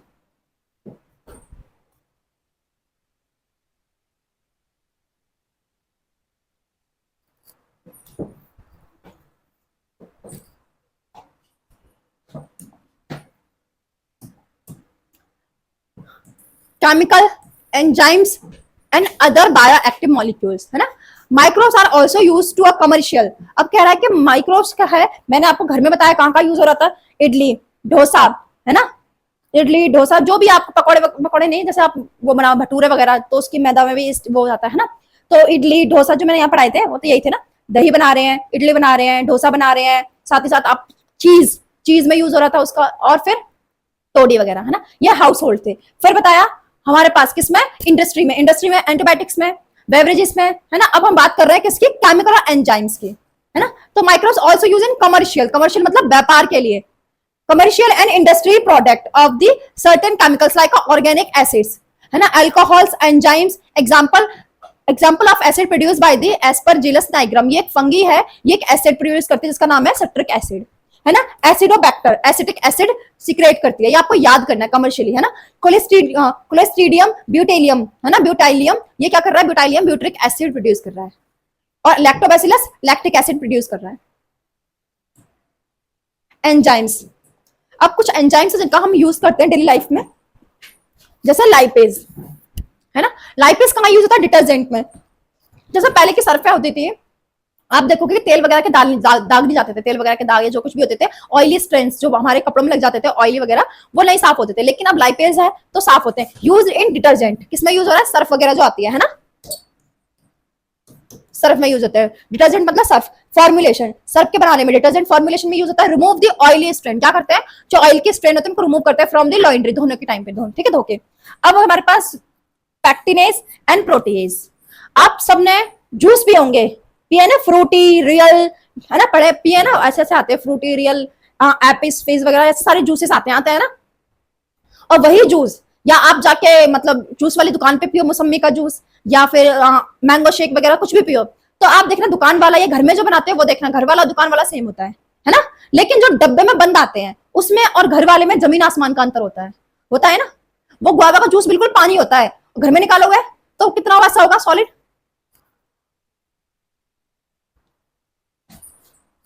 तो हमारे पास पैक्टिन एंड प्रोटीएजेस, इनका यूज हम करते हैं जूस बनाने में। कहाँ यूज होता है? जूसेस में। कहाँ? लेकिन कहाँ जूसेस कहाँ बन रहे हैं? इंडस्ट्री में बन रहे हैं। कहाँ बन रहे हैं? इंडस्ट्री में। जूसेस कहाँ बन रहे हैं? इंडस्ट्री में। ये क्या करते हैं? पैक्टिएज एंड प्रोटीएजेस, ये हमारा जो जूस होता है वो बहुत गाढ़ा होता है, बढ़िया होता है, एकदम बेस्ट होता है, घर का होता है ना, क्योंकि वो से हम बना रहे हैं तो वो बिल्कुल प्योर होता है। लेकिन जो जूस आप पीते हो कंपनियों से, है ना, फ्रूटी डब्बे बंद, बेटा पहली चीज तो उनका कोई भरोसा नहीं है, उनमें कोई जूस नहीं होता सिवाय चीनी के, उनके अंदर कोई जूस नहीं होता। पहली चीज तो आप ये मान लो, अगर आप लोग पीते भी ना जूस समझ के, उससे अच्छा है कि आप लोग आधी किलो सेब, अनार, आम, संतरा ये सब खा लो या घर पे जूस निकाल लो। तो डब्बे वाले जूस से कोई मतलब नहीं है, या फिर आप जूस के कॉर्नर पे जाके जूस वहां से निकलवा लो। अब क्या होता है, ये जो पैक्टीरियल प्रोटीज होते हैं, तो जो जूस आते हैं डब्बे के बहुत ही पतले होते हैं, क्लियर होते हैं, साफ सुथरे होते हैं, है ना। तो हेल्प इन अ क्लियरिफाइंग, किसको कर रहे हैं? जूस को क्लियरफाई करते हैं, किससे? प्रोटीज, प्रोटीन को वो कर देता है, एंड पैक्टिनेज, है ना। तो इन सबको वो करके प्रोटीज एंड पैक्टिनेज ये प्रोसेस करते हैं हम जूसेस का, तो एकदम क्लियर पानी जैसे हो जाते हैं, ना। तो help in a clarifying the fruit juices, making them clear as a compare to homemade. घर वाले के कंपैरिजन में जो हम लाते हैं मार्केट से डब्बे वाला, वो थोड़ा क्लियर होता है। क्यों? क्योंकि उसमें पैक्टिएजेस एंड प्रोटीएजेस हो सकती है, प्रोटीएज एंड पैक्टिनेज होता है। अब क्या होता है हमारे पास? स्ट्रेप्टोकाइनेज। बेटा स्ट्रेप्टोकाइनेज ये भी एंजाइम है, क्या है? जिसके आगे एज लगाए वो सारे एंजाइम्स होते हैं। तो स्ट्रेप्टोकाइनेज ये क्या करता है बेटा? ये हमारे पास स्ट्रेप्टोकोकस एक बैक्टीरिया होता है। ये क्या है? बैक्टीरिया। जो मैंने पीछे पढ़ाया वो स्ट्रेप्टोफाइलस था, नहीं स्टेपोफाइलस था वो, जो पीछे पढ़ाया मैंने वो स्टेप्टोफाइलस था, जो पेनिसिलियम वाला जो था अलेक्जेंडर जिस पर काम कर रहे थे। ये स्टेप्टोकोकस है। क्या है बेटा? स्टेप्टोकोकस। तो स्टेप्टोकोकस, हाँ स्टेप्टोकोकस ऑप्टेन लिखा है। क्या लिखा बेटा? Obtain from streptococcus bacteria. तो स्टेप्टोकाइनेज एंजाइम जो है स्टेप्टोकोकस बैक्टीरिया से हम लेते हैं, है ना। ये क्या करते हैं? यूज ऐसा हम क्लॉट ब्लस्टर, कहीं पे क्लॉट बन जाता है तो उसको ब्लास्ट करने के लिए, उसको रिमूव करने के लिए इसका यूज करते हैं। जैसे कोई आर्टरी है, इसमें कोई क्लॉट फॉर्म हो गया, तो इसको बस्ट करने के लिए, इसको तोड़ फोड़ के निकालने के लिए हम इसका यूज करते हैं स्टेप्टोकाइनेज एंजाइम का, है ना। तो removing the clot from the blood vessels, blood की वेसल्स में क्लॉट जम जाता है तो उसको हम रिमूव करते हैं ऑफ द पेशेंट। वो पेशेंट जो अंडर गोइंग है किसके? मायोकार्डियल इन्फेक्शन, जो जिसको मायोकार्डियल इन्फेक्शन जो है वो लीड करता है हार्ट अटैक को। तो जो पेशेंट को मायोकार्डियल इन्फेक्शन हो जाता है उसके क्लॉट ब्लस्टर के लिए हम यूज करते हैं streptokinase.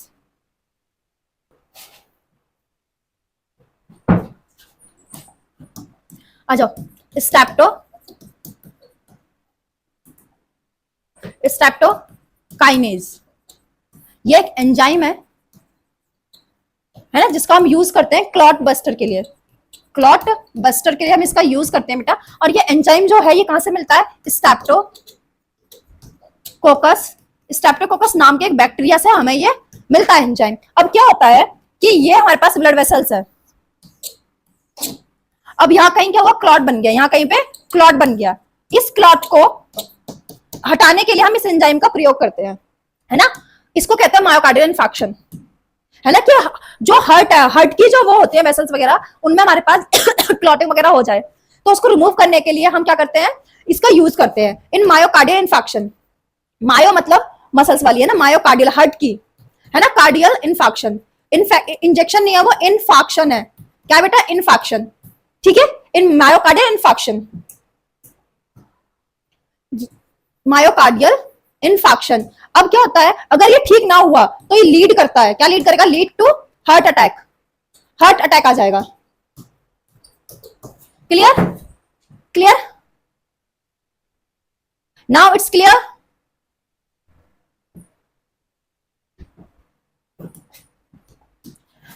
East Saccharomyces cerevisiae used in a commercial production, ethanol वगैरह, and microbes also used to a production of the enzymes and lipase. Lipase are used to detergent formulation. Detergent formulation में use हो रहा है, help to removing the oily stain, है ना। And you must notice the bottle of juice. आपने juice की बोतल देखी होगी मार्केट से जो आती है, वो बहुत क्लियर होता है कंपेयर टू घर में जो बन रहा है उसके कंपेरिजन में। क्यों? क्योंकि उसमें प्रोसेसेस होते हैं। कौन से हम प्रोसेस करते हैं उसको क्लियर करने के लिए?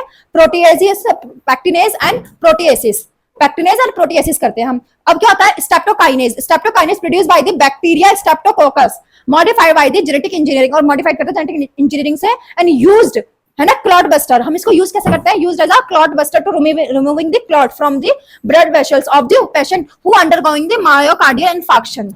जो ये पेशेंट मायोकार्डियल इन्फेक्शन के जो गुजर रहे होते हैं उनको ठीक करने के लिए, ठीक है। मनीषा कह रही है मैम न्यू बैच लिया है, live class. Manish Kumar, sorry sorry बच्चा, बेटा 8:15 से 9:15 बजे तक क्लास होती है ना। Monday Tuesday Wednesday, Monday Tuesday Wednesday, है ना। 3 दिन क्लास होती है कंटिन्यूसली, 8:15 से 9:15।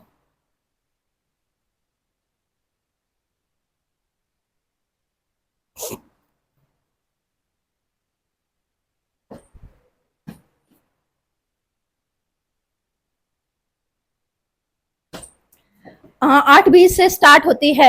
नहीं बेटा वैसे पता क्या होता है, आपकी क्लास चल रही होती है ना पर फिजिक्स या केमिस्ट्री की, तो कई बार सर लेट कर देते हैं तो 8:20 से शुरू होती है, लेकिन कई बार मैं पूरी कोशिश में होती हूँ कि 8:10 से 8:15 तक शुरू हो जाती है ना, यही टाइमिंग। लेकिन सर लेट करते हैं, वो लाइव में होते हैं, तो आप मेरी क्लास कैसे लोगे, है ना। तो फिर मैं सोचती हूँ कि उनकी खत्म हो जाए फिर मेरी क्लास लो आप।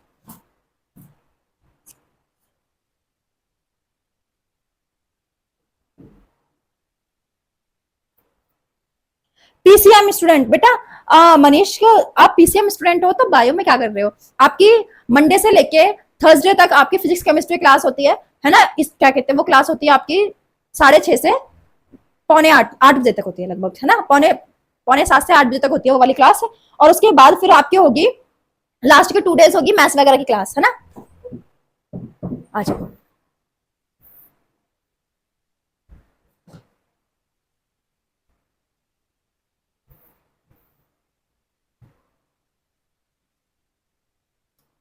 एवोल्यूशन बेटा आपको हो जाएगा, आप परेशान ना हो, ये खत्म हो जाएगा, मैं आपकी एक्स्ट्रा क्लासेस ले लूंगी और मैं आपको करा दूंगी, ठीक है, लाइव क्लासेस एक्स्ट्रा ले लूंगी मैं आपका एवोल्यूशन कराऊंगी, आप चिंता मत करो, है ना, मुझे पता है मेरे बच्चे हो ना, मुझे कराना है ना।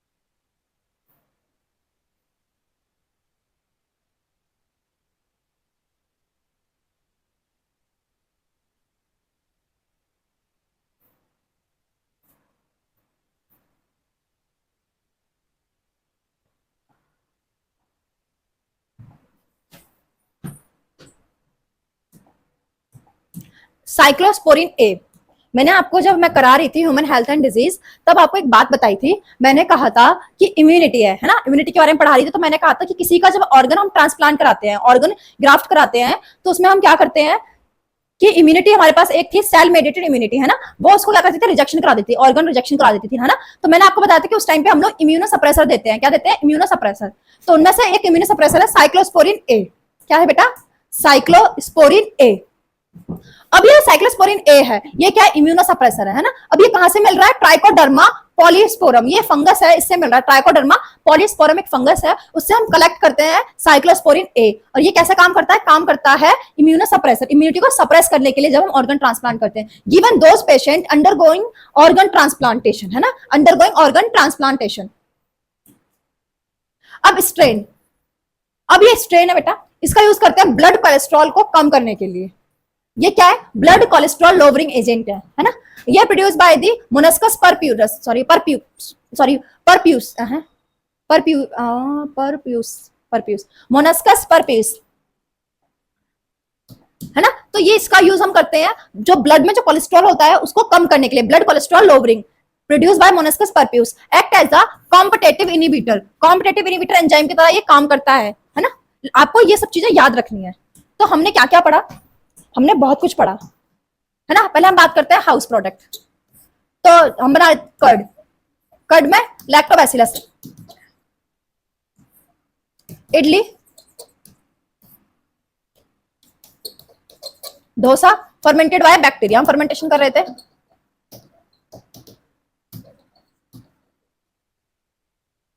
फर्मेंटेशन हो रही थी, इसमें ऐसा कुछ मेंशन नहीं किया शायद बैक्टीरिया वगैरह, है ना। उसके बाद हमने बात करी bread, saccharomyces सेरिवेसियाई, saccharomyces सेरिवेसियाई, Todi, Todi भी फर्मेंटेशन कर रहे थे हम, ये बैक्टीरिया द्वारा फर्मेंटेशन होती है, और किससे, पाम ट्री से। अब इसके अलावा हमने बात करी, हमने बात किसकी करी, बेवरेजेस, है ना। तो बेवरेजेस में हमने बात करी वाइन एंड बियर, ये दो क्या थे, without distillation, without distillation. Distillation से क्या होता है, अल्कोहल कंसंट्रेशन बढ़ जाती है, अगर डिस्टिलेशन करेंगे तो अल्कोहल कंसंट्रेशन बढ़ जाती है। तो उसमें क्या था, विस्की, विस्की, ब्रांडी, ब्रांडी, रम, वोदका, ये सब क्या था, डिस्टिलेशन। हम इसमें क्या कर रहे थे, डिस्टिलेशन कर रहे थे, इनकी कंसंट्रेशन ज्यादा थी। फिर उसके बाद हमने बात करी एंटीबायोटिक्स। हाँ बेटा, ढोकला, ढोकला, डोसा, इवन जो आप छोले भटूरे वगैरह भी खाते हैं, तो मैदा बहुत पहले की वो लगी हुई होती है, उन सब में फर्मेंटेशन हो जाती है, सब में, है ना। जो चीज हम रख देते हैं उन सब में फर्मेंटेशन हो जाती है, फूल जाते हैं, पफिंग आ जाती है। और उसमें हमने बात करी थी चीज की, चीज दो प्रकार की चीज थी, स्वीट चीज, रॉकफोर्ड चीज, और उनमें होल्स वगैरह हो रहे थे, क्यों, क्योंकि कार्बन डाइऑक्साइड प्रोड्यूस हो रही थी, और पफिंग वगैरह हो जाती है क्योंकि कार्बन डाइऑक्साइड प्रोड्यूस होती है। इसके बाद हमने बात करी एंटीबायोटिक्स, एंटीबायोटिक्स, जिसका नाम था पहली एंटीबायोटिक पेनिसिलियम, पेनिसिलियम, पेनिसिलियम। आ जाओ, अब इसकी बात हो गई थी। और फिर उसके बाद 1945 में फ्लेमिंग, है ना, चेन एंड फ्लोरे, इन तीनों साइंटिस्ट को क्या मिला था, नोबेल प्राइज, नोबेल प्राइज मिला था। अब इसके बाद हमने किसकी बात करी थी, एंटीबायोटिक्स हो गई। अब हमने एंजाइम्स की बात करी थी, लाइपेज, लाइपेज के बाद हमने बात करी थी पैक्टिएस, प्रोटीएस, लाइपेज, पैक्टिएस, प्रोटीएस, और क्या था हमारे पास, साइक्लोस्पोरिन, साइक्लोस्पोरिन ए, और क्या था अभी, तो मैं अभी सब आपको कराया ना, strain, strains and blood lowering वाला, एक और था ना मायोकार्डियल इंफेक्शन, स्टेप्टोकाइनेज, स्टेप्टो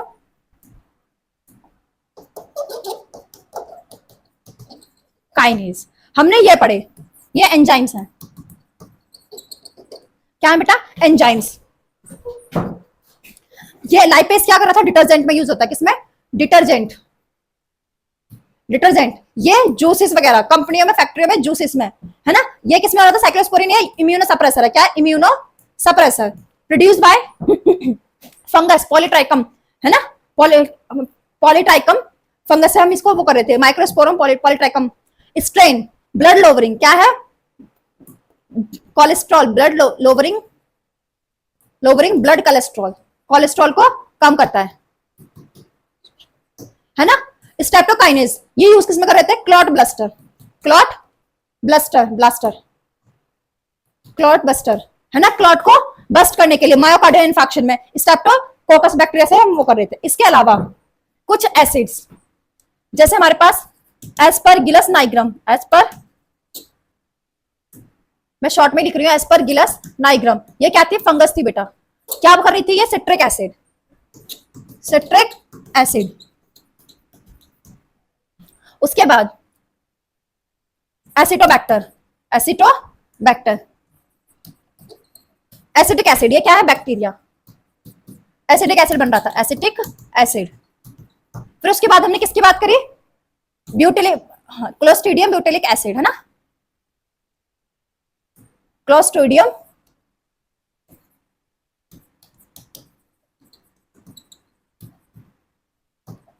ब्यूटिलिक, है ना, ये भी क्या था, बैक्टीरिया, ये भी बैक्टीरिया है, इससे क्या बोला था, ब्यूट्रिक एसिड, ब्यूट्रिक एसिड। उसके बाद लैक्टिक एसिड, बाय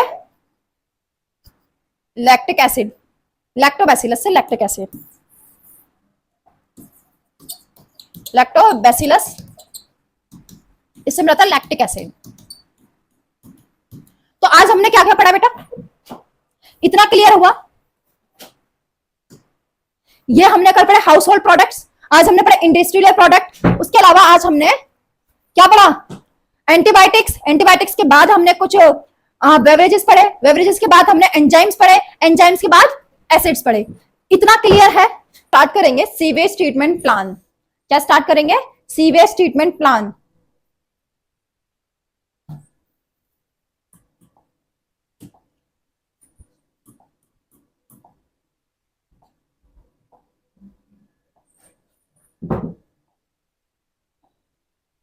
आ जाओ। तो सीवेज किसे कहते हैं, माइक्रोब्स इन सीवेज ट्रीटमेंट। हम यही पढ़ रहे हैं ना, माइक्रोब्स इन ह्यूमन वेलफेयर, कि माइक्रोब्स का ह्यूमन के जीवन में कितना कुछ है ना, कितना बड़ा योगदान है। माइक्रोब्स हैं तो क्या क्या चीजें हैं, है ना, दवाइयां भी बन रही हैं, एंटीबायोटिक्स भी बन रहे हैं, फूड्स भी बन रहे हैं, फूड आइटम बन रहे हैं, सीवेज में भी काम है, सीवेज भी ट्रीट हो रहा है उससे, है ना। आ जाओ। तो microbes in sewage treatment, we know that a large quantity waste water are generated every day. हम सबको बहुत अच्छे से पता है कि बहुत ज्यादा अमाउंट में वेस्ट वाटर डेली ही होता है, सिटीज में, टाउन्स में आता ही है ना। And a major component of this water is human excreta.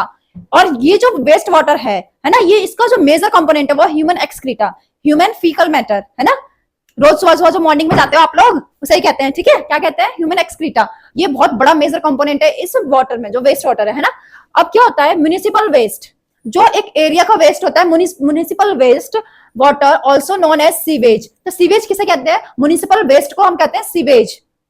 It contains a large amount of organic matter. ये क्या होता है, ऑर्गेनिक मैटर होता है, और माइक्रोब्स, है ना। जो ह्यूमन एक्सक्रीटा होता है, जो सीवेज होता है, इसमें large amount of organic matter होता है, क्योंकि ह्यूमन एक्सक्रीटा क्या है, खुद ऑर्गेनिक मैटर है।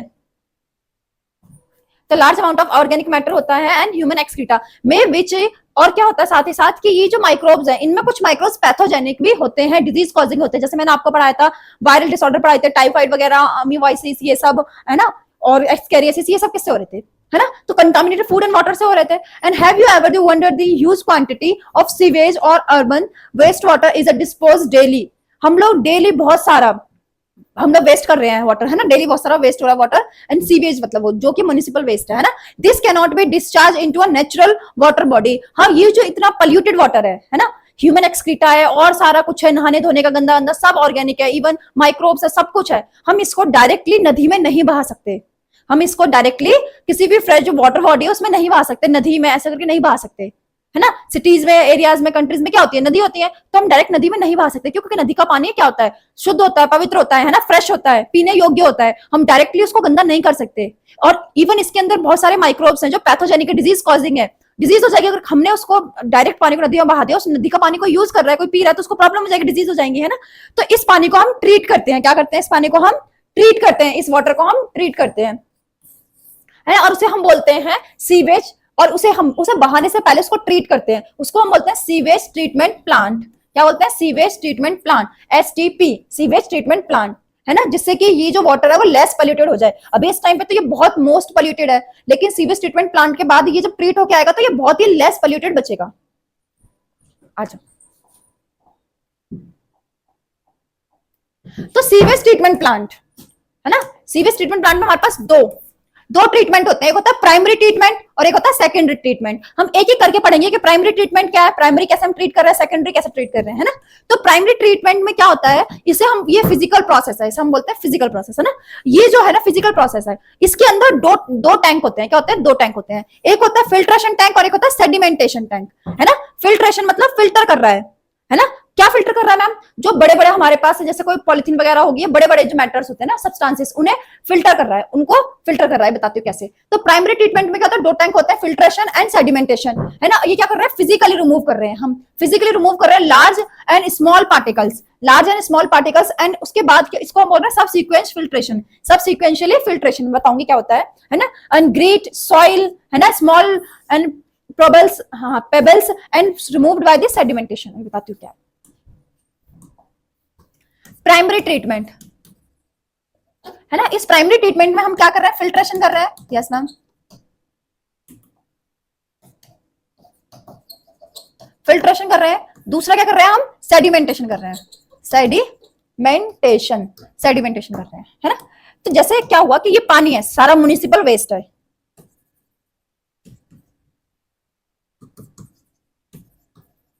ये म्युनिसिपल वेस्ट है, ये पानी बह रहा है, अब इस पानी के साथ साथ इसमें बहुत सारे जैसे पॉलिथीन वगैरह हो गई, कुछ भी बड़े बड़े, है ना, बड़े बड़े, छोटे बड़े, लार्ज टाइप के इसमें वो है। अब हम इसको क्या करेंगे, यहाँ फिल्टर्स लगा रहे हैं, पानी आ रहा है ऐसे करके, हमने यहाँ पे फिल्टर्स लगाए,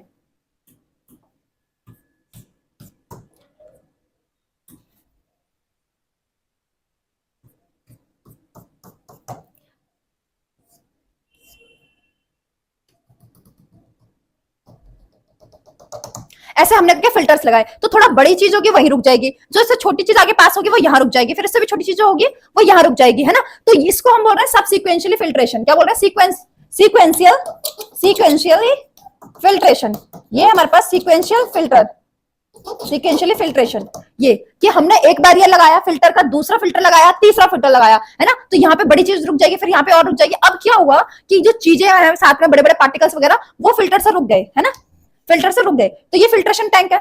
अब इसके बाद क्या होगा कि जो धूल मिट्टी कण होंगे, है ना, मिट्टी वगैरह होगी, कंकड़ वगैरह होंगे, पत्थर वगैरह होंगे, वो तो निकल जाएंगे, तो उसके लिए फिर यहाँ पे एक दूसरा टैंक होता है जिसको हम बोल रहे हैं सेडिमेंटेशन। इसमें क्या करते हैं हम कि उसको छोड़ देते हैं पानी को, तो जो मिट्टी वगैरह होती है वो अपने आप ही नीचे आके बैठ जाएगी, क्या हो जाएगी, नीचे आके बैठ जाएगी, जो मिट्टी वगैरह है वो अपने आप नीचे आके बैठ जाएगी, है ना। तो ऊपर ऊपर क्या होगा, ऊपर ऊपर पानी होगा, मिट्टी नीचे बैठ गई तो ऊपर ऊपर पानी है, दिस इज द पानी, ऊपर ऊपर पानी है। तो जो मिट्टी नीचे बैठी इसको बोला हमने स्लज, क्या बोला बेटा, स्लज, ये है स्लज, और इस पानी को हमने बोला इफ्लुएंट, ठीक है। ये पानी क्या है, इफ्लुएंट, और जो मिट्टी नीचे बैठी वो है स्लज, क्लियर। तो ये मिट्टी नीचे बैठ गई, ये है स्लज, और जो पानी बह रहा है ये है हमारे पास इफ्लुएंट, है ना। और ये प्राइमरी टैंक से निकला है, प्राइमरी ट्रीटमेंट में से आ रहा है, तो ये प्राइमरी इन्फ्लुएंट होगा, क्या होगा, प्राइमरी इन्फ्लुएंट, क्लियर। आ जाओ, अब यहाँ फिर से देखो, फिजिकल प्रोसेस है, इसमें फिल्ट्रेशन कर रहा है, सेडिमेंटेशन कर रहा है। सेडिमेंटेशन का मतलब है कि सेडिमेंट हो जा रही है, मिट्टी वगैरह नीचे बैठ जा रही है, सेडिमेंट हो जा रही है ना। तो फिजिकली रिमूव कर रहा है लार्ज एंड स्मॉल पार्टिकल्स को, और उसको हम कैसे कर रहे हैं, फिल्टर्स, है ना। तो सीक्वेंशियली फिल्ट्रेशन, थोड़ा बड़े वाले फिल्टर लगाए, फिर छोटे और छोटे, फिर और छोटे, ऐसे करके, है ना, छन्नी वगैरह जैसे छानते हैं ऐसे करके, और मिट्टी वगैरह कैसे हम रिमूव कर रहे हैं, बाय सेडिमेंटेशन। अब आता है सेकेंडरी ट्रीटमेंट। अभी देखो ये कह रहा है कि जो सेडिमेंट हुआ है, जो नीचे बैठ गया, उसको हमने बोला प्राइमरी स्लज। क्या बोला, प्राइमरी स्लज। और जो ऊपर है सुपरनेटेंट है, मतलब जो पानी ऊपर है, पानी तो नहीं बैठता कहीं, पानी तो बह रहा है अपना, मिट्टी बैठ जाती है ना, मिट्टी भारी होती है ना, तो इसे हम बोल रहे हैं इन्फ्लुएंट। क्या बोल रहे हैं, इन्फ्लुएंट पानी को, और जो बैठ गया उसको हम बोल रहे हैं प्राइमरी स्लज। अब सेकेंडरी ट्रीटमेंट, अब हम प्राइमरी करके आ गए, हम सेकेंडरी की बात कर रहे हैं, है ना, ये सब लिंक्ड होते हैं, मैं बताऊंगी एंड में पूरी फिगर बना के, है ना। तो ये सेकेंडरी ट्रीटमेंट है, इसका दूसरा नाम है बायोलॉजिकल ट्रीटमेंट। क्या है, बायोलॉजिकल ट्रीटमेंट। इसके अंदर 3 टैंक होते हैं, इसके अंदर 3 टैंक होते हैं, याद रखना। पहला होता है एरेशन टैंक, दूसरा होता है सेकेंडरी सेटलिंग टैंक, और तीसरा होता है anaerobic sludge digester tank. 3 tank होते हैं सेकेंडरी ट्रीटमेंट में। तो एरेशन टैंक क्या होता है बेटा, इसके अंदर माइक्रोब्स होते हैं। एरेशन का मतलब है कि यहाँ पे ऑक्सीजन मिलती है इन्हें। क्या मिलती है इस टैंक में, ऑक्सीजन। ऑक्सीजन होती है और फैंस वगैरह से घूम रहे होते हैं, तो यहाँ पे माइक्रोब्स ग्रो करते हैं, माइक्रोब्स ग्रो करते हैं। अब माइक्रोब्स ग्रो कर रहे हैं बेटा, तो वो बनाते हैं फ्लॉक्स। क्या बनाते हैं, फ्लॉक्स। फ्लॉक्स बोलते हैं इसको, फ्लॉक्स, है ना। ये बनाते हैं फ्लॉक्स, मास बॉडी, ठीक है, इसमें एरेशन टैंक में। अब ये जो फ्लॉक्स बने, इसको हम क्या करते हैं, इस सेटलिंग टैंक में भेजते हैं, यहाँ सेटलिंग टैंक में भेजते हैं। तो यहाँ पे क्या होता है, ये जो फ्लॉक्स होते हैं ये नीचे बैठ जाते हैं। क्या हो जाएगा, फ्लॉक्स नीचे बैठ जाएंगे और पानी पानी ऊपर रह जाएगा, पानी पानी ऊपर रह जाएगा, ये सेटलिंग टैंक में, है ना। तो ये फ्लॉक्स मतलब मैं बताऊंगी अभी क्या है प्रॉपर, है ना। अब ये जो फ्लॉक्स नीचे बैठे, ये फ्लॉक्स चला जाएगा एनारोबिक स्लज डाइजेस्टर टैंक में, और ये जो पानी है इसको हम रिवर में छोड़ देंगे, पानी को हम रिवर में छोड़ देंगे। अब आ जाओ क्या हो रहा है ये सब, अब समझ आएगा। तो एरेशन टैंक क्या होता है, इसमें प्राइमरी इन्फ्लुएंट आता है ना, क्योंकि वहां से ट्रीट हो क्या रहा था, है ना। तो प्राइमरी इन्फ्लुएंट, प्राइमरी इन्फ्लुएंट क्या है, वो वाटर, मिट्टी बैठ गई थी, पानी आ रहा था, तो यहाँ पे क्या है, प्राइमरी इन्फ्लुएंट आया, है ना, पास into this tank, aeration tank. और यहाँ पे क्या होता है, ऑक्सीजन मिल रही होती है ना, विद द कांस्टेंट मैकेनिकल एग्रीटेशन, है ना, एग्रीटेशन एयर सप्लाई, और यहाँ पे क्या मिल रही है, एयर सप्लाई हो रही है।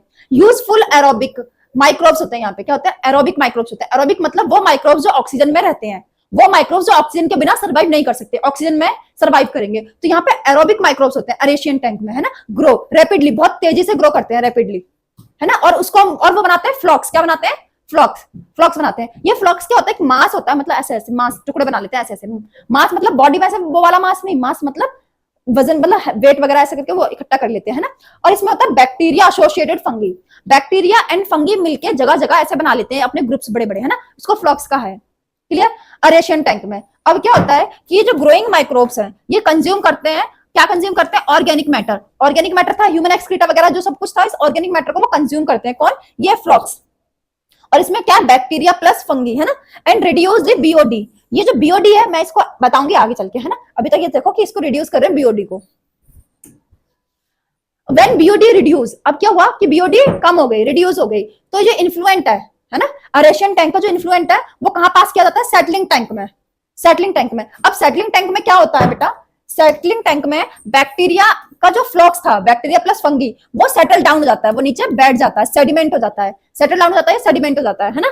और क्या होता है, और जो बैठा वो स्लज फ्लॉक्स, जो सेडिमेंट हो गया वो फ्लॉक्स, उसको हमने बोला एक्टिवेटेड स्लज। क्या बोला, एक्टिवेटेड स्लज। इस एक्टिवेटेड स्लज को हम इस एक्टिवेटेड स्लज को हम क्या करेंगे, anaerobic, anaerobic sludge digester tank में, जो कि तीसरा टैंक है हमारा, है ना, इसमें भेज देंगे, इसके अंदर भेज देंगे। किसको भेज देंगे, वो जो मास बॉडीज थी ना, हमारे पास फ्लॉक्स था फंगल और बैक्टीरिया की, है ना, उसको इसमें भेज देंगे। और जो पानी है ना, अब यहाँ से जो इन्फ्लुएंट निकलेगा, जो वाटर होगा, लेस पॉल्यूटेड वाटर, इसको सेकेंडरी इन्फ्लुएंट, क्योंकि सेकेंडरी ट्रीटमेंट से आ रहा है वो, तो सेकेंडरी इन्फ्लुएंट को हम पास कर देते हैं इनटू रिवर, इतना होता है। अच्छा चलो अब मैं दोबारा से बताती हूँ प्रॉपर, है ना, अब अच्छे से समझना है कि मैम क्या बता की कोशिश कर रही है। आ जाओ, तो बेटा ये जा रहा है म्युनिसिपल वेस्ट, सीवेज, है ना। अब यहाँ पे हमारे पास दो ट्रीटमेंट होंगे, प्राइमरी ट्रीटमेंट,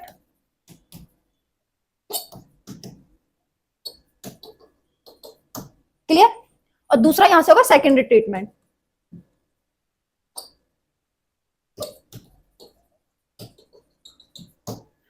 अब जो प्राइमरी ट्रीटमेंट है, इसमें पहला क्या हो रहा है, फिल्ट्रेशन, फिल्ट्रेशन, फिल्ट्रेशन हो रहा है ना। तो फिल्ट्रेशन कैसे हो रहा है, सीक्वेंसली, सीक्वेंशियली, ठीक है बेटा, सीक्वेंशियली फिल्ट्रेशन हो रहा है।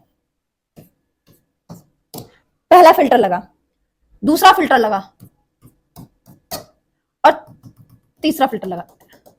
यह है सीक्वेंशियल फिल्ट्रेशन, ठीक है, सीक्वेंशियल फिल्ट्रेशन। अब इसके बाद आता है हमारे पास दूसरा, क्या होता है दूसरा? सेडिमेंटेशन। दूसरा क्या था? सेडिमेंटेशन। सेडिमेंटेशन। अब इसमें क्या हुआ कि यहां से जो वैसा वाला जो पानी में तैर रहा था वो वेस्ट रुक गया, जो पानी में तैर रहा था वो रुक गया, फिल्टर हो गया। लेकिन मिट्टी वगैरह तो नहीं, मिट्टी वगैरह तो पास हो जाएगी, मिट्टी के कण तो बहुत छोटे छोटे होते हैं, धूल के मिट्टी के कण है ना, कंकड़ वगैरह, ये तो आ जाएंगे। तो इसके लिए हमने क्या किया? इसके लिए हमने क्या? सेडिमेंटेशन। तो ये मिट्टी धूल के कण रुक गए, है ना, मिट्टी वगैरह जो थी, ग्रीट वगैरह थी, ईंट कंकड़ पत्थर वगैरह, वो यहाँ सेडिमेंट हो गए, यहाँ सेडिमेंट हो गए। तो ये था, इसको हमने बोला स्लज। क्या बोला बेटा? स्लज, प्राइमरी स्लज, है ना। और ये जो पानी है इसको हमने बोला प्राइमरी इन्फ्लुएंट, इफ, है ना, प्राइमरी इन्फ्लुएंट। ये प्राइमरी इन्फ्लुएंट है। अब ये गया सेकेंडरी ट्रीटमेंट के लिए। कहां गया बेटा? सेकेंडरी ट्रीटमेंट के लिए। तो सेकेंडरी ट्रीटमेंट के लिए तो सिर्फ ये पानी जाएगा ना, पानी गया। तो इसमें क्या है? अरेशियन टैंक है, अरेशियन टैंक है। उसके बाद सेटलिंग टैंक है। क्या है? सेटलिंग टैंक है। और एंड में हमारे पास anaerobic sludge digester tank, third वाला, है ना। तो इसमें अरेशियन टैंक में क्या हुआ? तो ये यहां से गया, पानी गया। अब यहाँ पे क्या हो रहा है? यहाँ पे एयर आ रही है। क्या आ रही है? एयर। तो यहाँ माइक्रोब्स ग्रो करते हैं। क्या करते हैं? माइक्रोब्स ग्रो करेंगे, ऐसे ऐसे ऐसे माइक्रोब्स। वो कौन से माइक्रोब्स होते हैं? एरोबिक। वो ऑक्सीजन की प्रेजेंस में ही अपनी ग्रोथ करेंगे। तो यार रैपिडली ग्रो करते हैं, बहुत तेजी से ग्रो करते हैं, है ना। और इसको क्या बोला हमने? जो ये बना रहे हैं मास, इसको बोला फ्लॉक्स। इसमें क्या होता है? बैक्टीरिया होता है एंड प्लस फंगी होती है, बैक्टीरिया प्लस फंगी होती है। क्लियर? जी मैम। अब इसको अगेन, ये जो बना, यहाँ पे बहुत सारे बनते हैं, रैपिडली ग्रो करते हैं माइक्रोब्स। अब क्या होता है?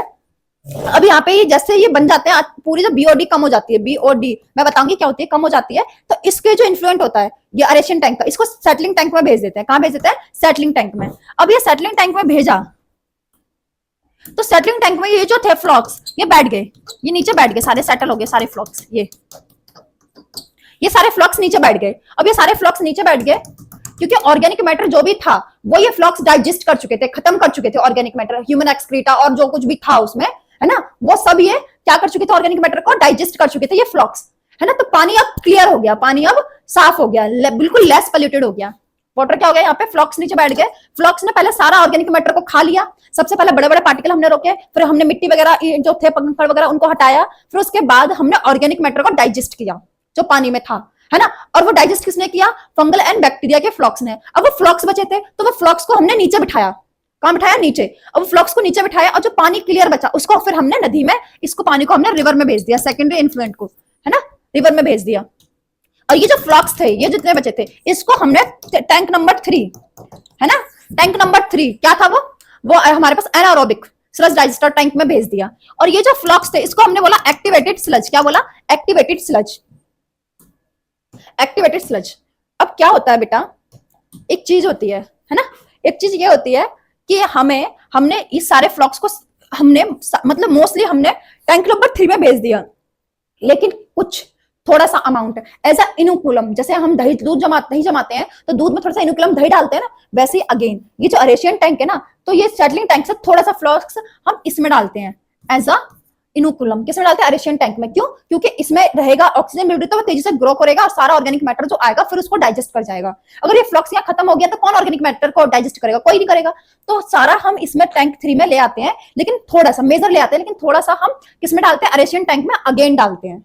क्लियर? और पानी उसके बाद हमारे पास बहुत लेस पोल्यूटेड हो जाता है, उसको हम रिवर में बहा देते हैं। तो ये है सीवेज ट्रीटमेंट प्लांट, एसटीपी। क्या है? एसटीपी। अब इधर देखो, ये जो टैंक नंबर 3 है, क्या है? Tank number 3 anaerobic sludge digester. अब इसमें क्या होता है? फ्लॉक्स आए थे सारे, क्या था? Approximately almost the activated sludge passed. वो क्या था?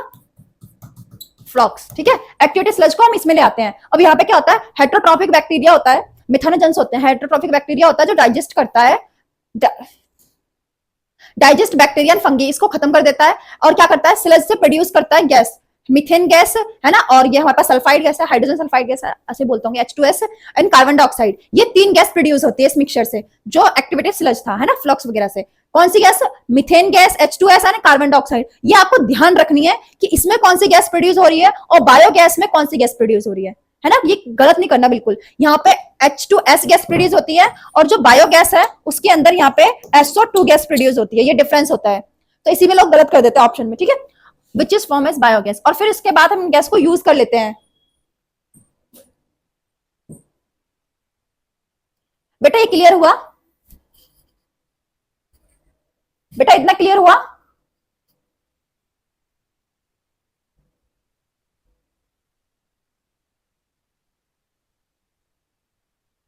बेटा क्लियर है?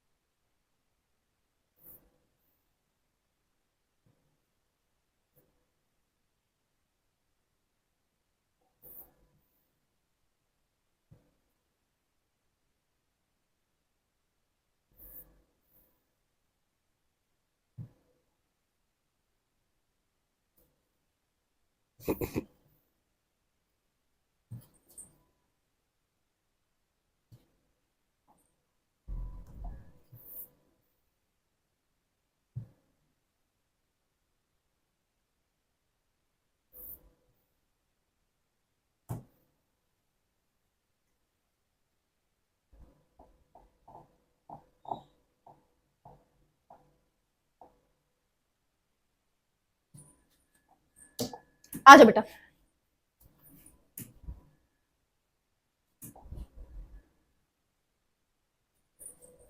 Heterotrophic microbes, heterotrophic microbes naturally present in sewage, है ना। अब क्या कह रहा है, treatment is carried out in a 2 stages, primary treatment and another secondary treatment. This treatment step basically involve a physical removal. हम इसमें क्या कर रहे हैं, फिजिकल रिमूव कर रहे हैं लार्ज एंड स्मॉल पार्टिकल्स को सीवेज में से through the filtration by the process of filtration and another sedimentation. These remove the stage. अब क्या है, these removed in stages. Initially क्या करता है, फ्लोटिंग डिबरीज, जो गंदगी वगैरह जो फ्लोट कर रही है उसको रिमूव करते हैं sequential filtration, and then the grit soil, और हमारे पास ये जो मिट्टी वगैरह होती है रिमूव बाय दी सेडिमेंटेशन, हम बिठा के करते हैं। और क्या होता है, all solid that's are settle down, नीचे बैठ जाते हैं, उनको हमने बोला प्राइमरी स्लज। क्या बोला, जो बैठ गया वो स्लज। एंड जो सुपरनेंट, जो पानी बह रहा था उसको क्या बोला, इफ्लुएंट। क्या बोला, effluent. And the effluent from the primary settling tank is taken for the secondary treatment. अब इसको हम क्या करते हैं, सेकेंडरी ट्रीटमेंट में भेजते हैं। प्राइमरी इन्फ्लुएंट को हम सेकेंड ट्रीटमेंट के लिए भेजते हैं। तो influent pass into a large aeration tank. वो जो प्राइमरी इन्फ्लुएंट है वो कहां आया, लार्ज एरेशियन टैंक में आया। व्हेन इट इज क्या हो रहा है, constantly agitated and a mechanically air pump, और यहाँ पे क्या हो रहा है, हवा दी जा रही है, पंप की जा रही है into this, allow the vigorous growth of useful microbes. और यहाँ पे क्या विग्रस ग्रोथ हो रही है, बहुत अच्छे से, बहुत बढ़िया तरीके से ग्रोथ हो रही है किसकी, एरोबिक माइक्रोब्स। एरोबिक मतलब वो माइक्रोब्स जो ऑक्सीजन में रहते हैं, एरोबिक माइक्रोब्स इनटू अ फ्लॉक्स। और वो क्या बनाते हैं, फ्लॉक्स बनाते हैं। ये क्या होते हैं, masses bacteria associated with fungi filaments. Fungi fungus के फिलामेंट्स होते हैं, बैक्टीरिया मिलकर फ्लॉक्स बनाते हैं, form a mesh like structures while are growing. ये ग्रो कर रहते हैं। This microbe consume a major part of the organic matter. Organic matter था, है ना, ऑर्गेनिक मैटर था ना उसमें इन्फ्लुएंट में, तो उसमें से ये उसको डाइजेस्ट करते हैं। This significantly reduce the BOD, biochemical oxygen demand. इसको रिड्यूस करते हैं, क्या रिड्यूस करते हैं, biochemical oxygen demand of the influent. BOD refers to the amount of the oxygen that would be consumed in all organic matter in the। अब क्या कह रहा है ये मैं बताऊंगी, BOD क्या है, ये BOD के बारे में बता रहा है कि BOD क्या है, मैं आपको कराऊंगी, ठीक है, अभी कराऊंगी जस्ट। BOD सीवेज और वेस्ट वाटर इज रिड्यूस। क्या होता है, रिड्यूस हो जाती है। देन क्या करता है, हम इन्फ्लुएंट जो एरेशियन टैंक में था उसको हम पास करते हैं सेटलिंग टैंक में। क्या कर रहा है, सेटलिंग टैंक में पास कर रहे हैं, और वो फ्लॉस को सेटल कर देते हैं, नीचे सेडिमेंट हो जाते हैं, है ना। This sediment called the activated sludge, इसको हम बोलते हैं एक्टिवेटेड स्लज। और small part of the activated sludge is pump to back. इसमें से थोड़ा सा पार्ट जो है वो pump to back in aeration tank, वापस थोड़ा सा ले जाते हैं एरेशियन टैंक में। Tank to the serve as a inoculum, inoculum की तरह काम करे, है ना, कि वहां पे थोड़ा होगा तभी तो वो अपनी बहुत ग्रोथ करेगा, जब वहां पे थोड़ा ही नहीं तो ग्रोथ कहां से होगी।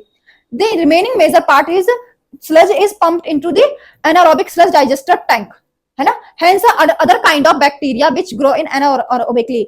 फिर इस टैंक में क्या होता है कि एक अलग प्रकार का बैक्टीरिया होता है जो एनारोबिकली ग्रो करता है, जिसका नाम है मिथेनोजेंस. मिथेनोजेंस होते हैं यहाँ पे, है ना. वो डाइजेस्ट कर लेते हैं बैक्टीरिया को, फंगी को, और कुछ गैसेस को प्रोड्यूस करते हैं. Produce mixture of gas, hydrogen sulphide, carbon dioxide and methane ये गैस प्रोड्यूस करते हैं. These gases form a biogas. और ये गैस क्या बना रही है? बायोगैस बनाती हैं. Can be use as a source of energy. हम इसको यूज कर लेते हैं सोर्स ऑफ एनर्जी. इनफ्लेमेबल होती हैं, जलाने वाली होती हैं, जला लेते हैं हम इनको, है ना. Inflammable. Another influent from the secondary treatment plants is generally released into the natural water body like a river and streams. In an aerial view of such as a plant is shown in a figure. कह रहा हवा से ऊपर की तरफ से हमने दिखाया फिगर में, है ना. नदी में हम छोड़ रहे हैं. आ जाओ BOD, biochemical oxygen demand. Biochemical oxygen demand, इसका क्या मतलब होता है बेटा? बायोकेमिकल ऑक्सीजन डिमांड का मतलब ये है कि बीओडी जब ज्यादा होगा तो इसका मतलब है कि इसका मतलब ये कि जो पानी है बहुत ज्यादा गंदा, बहुत ज्यादा दूषित है. क्यों? क्योंकि बायोकेमिकल ऑक्सीजन डिमांड हमें ज्यादा चाहिए. क्यों ज्यादा चाहिए? फिर क्योंकि वहां पे माइक्रोब्स ग्रो कर रहे थे, बैक्टीरिया वगैरह ग्रो कर रहा था, है ना. और वो ग्रो कर रहा था, क्यों ग्रो कर रहा था? क्योंकि वहां पे क्या था? ऑर्गेनिक मैटर ज्यादा था. तो ऑर्गेनिक मैटर को कंज्यूम करने के लिए उन्हें ऑक्सीजन चाहिए होती है. Biochemical oxygen demand. तो इसका मतलब ये है कि ज्यादा डिमांड लग रही है, इसका मतलब वो पानी या वो चीज बहुत ज्यादा पोल्यूटेड है. कम हमारे पास डिमांड है बायोकेमिकल ऑक्सीजन की, इसका मतलब वो लेस पोल्यूटेड है ना. अब ये क्या होता है? बीओडी मेजर करती है. क्या मेजर करती है? BOD, biochemical demand measure the amount of the organic matter. Organic matter उसका अमाउंट को कैसे वो मेजर करती है? इन दी वाटर, कि कितना ऑर्गेनिक मैटर है उसको क्या करती है? मेजर कर रही है पानी के अंदर. By the measuring rate of the oxygen. Oxygen से वो मेजर कर रही है. जैसे जो वहां पे बैक्टीरिया था, जो फ्लॉक्स था, ये क्या कर रहा था? ये हमारे पास ऑर्गेनिक मैटर को डाइजेस्ट कर रहा था. जब ये डाइजेस्ट कर रहा है बेटा, है ना, तो ये डाइजेस्ट कर रहा है, तो क्या इसको नीड पड़ रही है ऑक्सीजन की. इसको किसकी नीड पड़ रही है? ऑक्सीजन की, है ना. तो जितनी ज्यादा इसको ऑक्सीजन की नीड है उतना ज्यादा मतलब ऑर्गेनिक मैटर है ना. ऑर्गेनिक मैटर ज्यादा है तो ज्यादा उसको ऑक्सीजन की नीड है, कम है तो कम नीड है. तो ये ऐसे अमाउंट को मेजर करती है कि कितना उसमें ऑर्गेनिक मैटर है ना. तो ऑक्सीजन उतनी ज्यादा लगती है. इसको हमने बोला बायोकेमिकल ऑक्सीजन डिमांड. आ जाओ. You can appreciate how a microbes play a major role in treating millions of the gluons and waste waters. अब ये कह रहा है कि आप ये खुद देखो कि हमारे पास माइक्रोब्स कितना बड़ा काम कर रहे हैं, है ना. सीवेज ट्रीटमेंट प्लांट में कितना बड़ा काम कर रहे हैं. पानी को भी वो साफ करने का काम कर रहे हैं माइक्रोब्स, है ना. Every day across the globe, this methodology has been appreciated for the more than countries now. बहुत सारी कंट्रीज में प्रैक्टिस हो रही है. Practice for the more than country, है ना. बहुत सारी कंट्री में यूज किया जा रहा. In the almost part of the world till date no man made technology has been able to revival microbial treatment service. ये कह रहा है कि कोई अभी तक कोई ऐसी टेक्नोलॉजी नहीं आई है ह्यूमन के द्वारा जो हमारे पास इस सीवेज ट्रीटमेंट प्लांट को वो करे, रिवाइवल करे, है ना. यू हैव अवेयर दैट, आप सब जागरूक होंगे. You have to aware that due to the increasing urbanisation, शहरीकरण. आप सबको पता है कि लगातार अर्बनाइजेशन हो रहा है, घर बन रहे हैं, पेड़ पौधे कट रहे हैं, है ना. शहरीकरण हो रहा है, अर्बनाइजेशन हो रहा है ना. Sewage is been to use produced. अब क्या हो रहा है? Sewage is been to produce in much larger quantity. Sewage क्या है बेटा?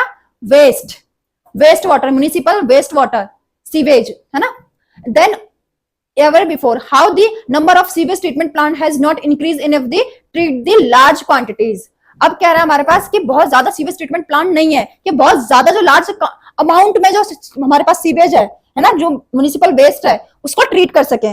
सो that untreated sewage is often discharge directly river leading to the pollution increasing in water borne disease. अब urbanisation हो रहा है, लगातार पोल्यूशन बढ़ रही है, एक्सक्रीटा बढ़ रहा है, बहुत सारा वेस्ट हो रहा है. अब क्या हो रहा है कि इतना ज्यादा सीवेज ट्रीटमेंट प्लांट नहीं है, तो अब हम क्या कर रहे हैं? हम सीधा गंदा पानी नदी में डाल दे रहे हैं और उससे पूरी नदी दूषित हो जा रही है. और जिसकी वजह से क्या हो रहा है? पोल्यूटेड क्या हो रहा है? हमारे पास पोल्यूशन तो हो ही रहा है और साथ ही साथ वाटर बॉर्न डिजीज बढ़ती जा रही है. जैसे यमुना नदी, उसमें कितना सारा पूरी दिल्ली का वहीं जा रहा है वेस्ट, है ना. और वहां पे फिर क्या कहते हैं, वाटर बॉर्न डिजीज भी बहुत सारी है, माइक्रोबियल डिसऑर्डर, ये सब क्या क्या हो सकता है उससे? टाइफाइड तो हो जाएगा, contaminated food and water, ascariasis है ना, अमीबॉइसिस, ये सब उससे हो जाएंगे easily, contaminated food and water, है ना। अब the ministry of environment and forest, जो मिनिस्ट्री है किसकी? एनवायरमेंट की एंड फॉरेस्ट की, है ना। इन्होंने शुरू किया था Ganga action plan and Yamuna action plan, है ना। Initiated Ganga action plan and Yamuna action plan. क्यों? क्योंकि हम सारा गंदा पानी यमुना गंगा नदी में बहा देंगे, और गंगा यमुना नदी लोग वैसे भी गंदी कर रहे थे, कैसे? उसमें कुछ डाल दिया, कुछ कुछ कुछ कुछ कुछ कुछ बहा दिया ऐसा करके, तो पॉल्यूटेड कर देती। तो Ganga action plan, Yamuna action plan था कि ये जो बड़ी मेजर रिवर्स है इनको हम सेव कर सके, बचा सके फ्रॉम पॉल्यूशन। किससे? पॉल्यूशन से। Under these plans is proposed to build a large number of the sewage treatment plant, so that, इस प्लान के चलते हमने बहुत सारे कृष्णा, ठीक है, तो यमुना और गंगा एक्शन प्लान के चलते हमने बहुत सारे सीवेज ट्रीटमेंट प्लान बनवाए, है ना, so that only treated water may be discharge, जिससे कि सिर्फ ट्रीटेड वाटर ही रिवर में डिस्चार्ज हो, है ना। A visit to the sewage treatment plant situated in any place, आप कभी गए वहां पे जहां पे हो ये प्लांट? आ जाओ। Microbe in biogas, microbes in biogas, biogas कैसे बन रही है? आप सबने सुना होगा ना, बायोगैस बचपन से पढ़ते आ रहे हो, है ना। तो बायोगैस में भी माइक्रोब्स यूज हो रहे हैं। माइक्रोब्स का कितना बड़ा रोल है ना।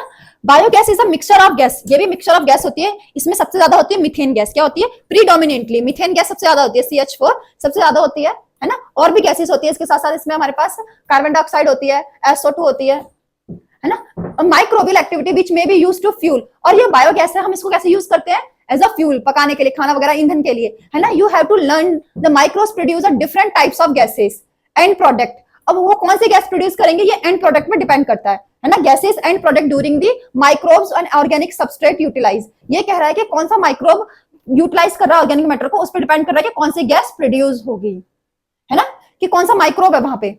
Example cited in the relation fermentation, fermentation of dough cheese, ये कह रहा है कि जो हमारे पास डो मतलब इससे इडली डोसा बन रहा था, वो किससे फर्मेंटेशन हो रही थी? बैक्टीरिया वगैरह से होते। चीज में हमने देखी रॉकफोर्ट चीज, और वो तो उसमें हमारे पास बैक्टीरिया भी यूज हो रहा था, ईस्ट भी यूज हो रही थी, ऐसे करके, है ना। तो बता रहे कि ये डिपेंड करता है कि हम कौन सा माइक्रोब यूज कर रहे हैं, उस पर डिपेंड करता है कि एंड प्रोडक्ट क्या बन के आ रहा है हमारे पास, है ना। Making a production of the beverages, beverages भी हमने देखे ये सब, और कार्बन डाइऑक्साइड प्रोड्यूस हो रही थी, main gas produce carbon dioxide, है ना। Certain bacteria which grow anaerobically cellulose, अच्छा चलो मैं इसको पढ़ाती हूँ। आप सबने ना मिथेनोजन पढ़े होंगे, आर की बैक्टीरिया पढ़े हैं, मिथेनोजन, है ना। ये क्या होता था बेटा? एक एनारोबिक बैक्टीरिया, क्या एनारोबिक बैक्टीरिया है। मतलब क्या मैम इसका? मतलब ये है कि ये बिना ऑक्सीजन के, विदाउट ऑक्सीजन, विदाउट ऑक्सीजन रहता है, बिना ऑक्सीजन के बड़े आसानी से रह सकता है, इसको ऑक्सीजन की नीड नहीं है। फिर ये मैम मिलता कहाँ पे है? ये मिलेगा या तो क्या कहते हैं कैटल्स की गट वगैरह में, ह्यूमन में, और कहाँ मिल रहा था? टैंक 3 स्लज डाइजेस्टर, उसमें मिल रहा था, है ना। तो बता रहा है कि एनारोबिक बैक्टीरिया। मैं आगे इसको पहले कराती हूँ कंटिन्यू, आ जाओ उधर। तो क्या होता है? बायोगैस, बायोगैस क्या है? Mixture of gas produce by the microbial activity, microbe की जो एक्टिविटीज है उनसे गैस प्रोड्यूस हो रही है। Methane gas, carbon dioxide and हमारे पास इसको क्या बोलते हैं हम? SO2, मेरे को नहीं पता, SO2, ठीक है, इसको बोलते हैं प्रीडोमिनेंट। सबसे ज्यादा होती है इसमें हमारे पास मीथेन गैस, सबसे ज्यादा कौन सी गैस होती है? Methane gas. अब मिथेनोजेंस क्या होते हैं बेटा? मिथेनोजेंस मतलब वो जो हार्श कंडीशन में रहते हैं, वो बैक्टीरिया, है ना, जो ऑक्सीजन के बिना रहते हैं, है ना। तो इसमें एग्जांपल है, मिथेनोजेंस का एग्जांपल है मिथेनोबैक्टीरियम। क्या है? मिथेनोबैक्टीरियम। ये एक एनारोबिक बैक्टीरिया है, विदाउट ऑक्सीजन रहेगा, विदाउट ऑक्सीजन सर्वाइव कर लेगा, है ना, सर्वाइव, है ना। ब्रेक डाउन ऑफ सेलुलोज, और ये बैक्टीरिया क्या करता है? सेलुलोज को पचाता है, सेलुलोज को डाइजेशन करता है, प्रोड्यूस करता है carbon dioxide and H2 gas, hydrogen gas produce करता है। क्लियर? आ जाओ। अब क्या होता है कि ये मिलता कहाँ है? मिथेनोजन जो है, मिथेनोजेंस,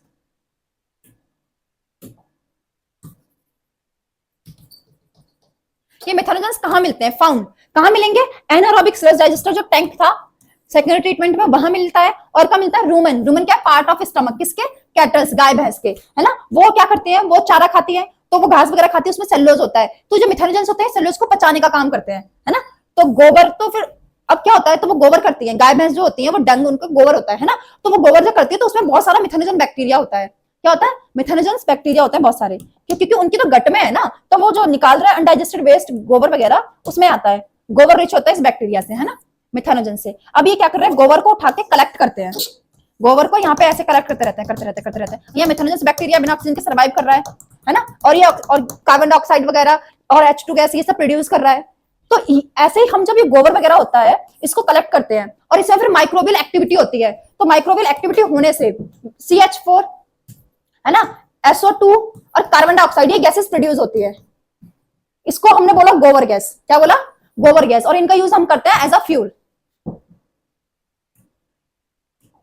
कैसे यूज करते हैं? As a fuel.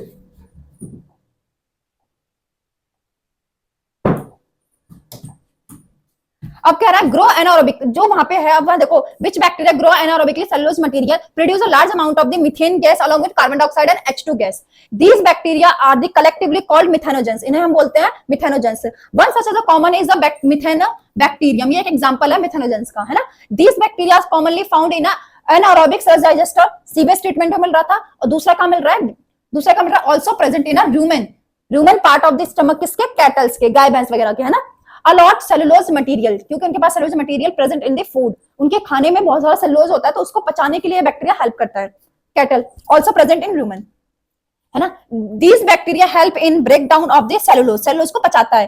Play very important role to nutrition of the cattle, cattle को उससे खाना मिलता है। अगर सेलुलोज नहीं पचेगा उनका, तो उन्हें न्यूट्रिशन कहां मिलेगा? नहीं मिलेगा, है ना। Human beings are able to digest the cellulose? No, हम लोग सेलुलोज को नहीं पचा सकते। हमारे पास सेलुलोज को पचाने वाले बैक्टीरिया नहीं होते, माइक्रोब्स नहीं होते। दस द एक्सक्रीटा, अब यहाँ पे जो है कैटल्स वगैरह, इनका जो एक्सक्रीटा है, डंग, गोबर, है ना, कॉमनली कोल्ड गोबर, इसको हम बोलते हैं गोबर। सब जानते हैं गोबर बोलते हैं गोबर ऐसी शक्ल है, गोबर की बदबू आ रही है। आप लोग करते हैं ना, गांव में गए, गोबर की बदबू आ रही है, ऐसा कुछ लोग करते होंगे, बदबू आ रही है, गोबर, गोबर, ऐसा करते होंगे ना। क्या देड़ो, आओ इधर। गोबर it is rich in these bacteria, गोबर में ये बैक्टीरिया बहुत होता है। And dung can be use as a generation of biogas. अब ये जो हमने था, गोबर को हमने यूज किया बायोगैस बनाने के लिए, कॉमनली कॉल्ड गोबर गैस, इसको हम बोलते हैं गोबर gas. The biogas plant consist of the concrete tank. क्या होता है? कंक्रीट टैंक होता है, कितना? 10 से 15 फीट डीप, नीचे, जमीन के नीचे होता है गोबर गैस, है ना। Which is a bio waste collect, और इसमें हम क्या करते हैं, जो बायो वेस्ट होता है, गोबर वगैरह होता है, उसको कलेक्ट करते हैं और उसकी स्लेरी, स्लेरी मतलब पानी और गोबर को मिक्स करते हैं ना, तो पतला हो जाएगा slurry. Dang is fed and the floating cover, और उसका एक कवर होता है जो घूमता है, फ्लोटिंग कवर। अरे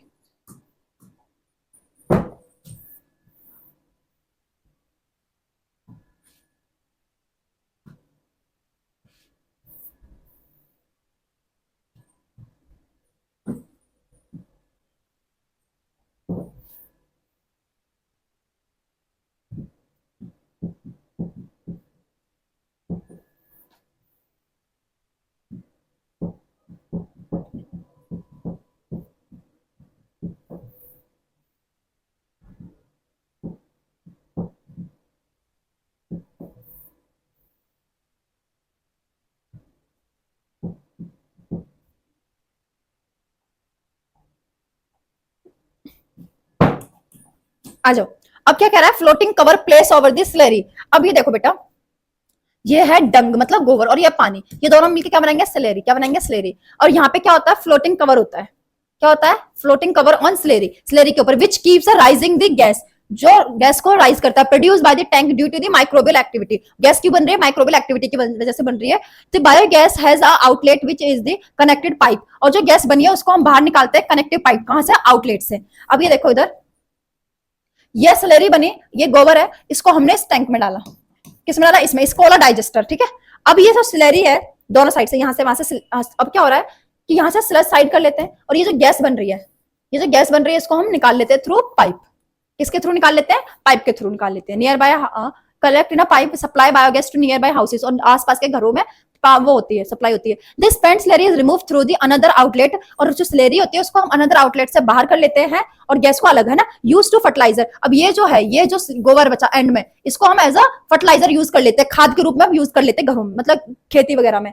kettles dung available in large quantity in rural areas, जो ग्रामीण क्षेत्र होते हैं, ग्रामीण क्षेत्रों में गाय भैंस होती है, तो वहीं गोबर मिलेगा, और दिल्ली में तो गोबर मिलेगा नहीं, है ना। Kettles use in a variety of the purpose, क्योंकि वहां बहुत ज्यादा पर्पस के लिए मिलते हैं, मिल्क के लिए, चराने के लिए, दूध दही इसी के लिए होते हैं, है ना।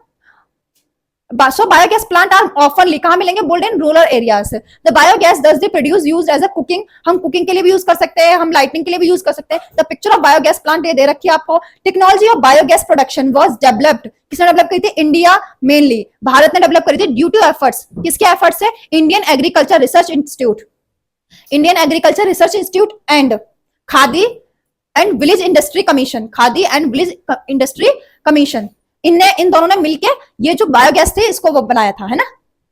अब if you school situated a village, आ जाओ। अब हम बात करने वाले हैं bio control agents. Bio control agents क्या होते हैं, आ जाओ।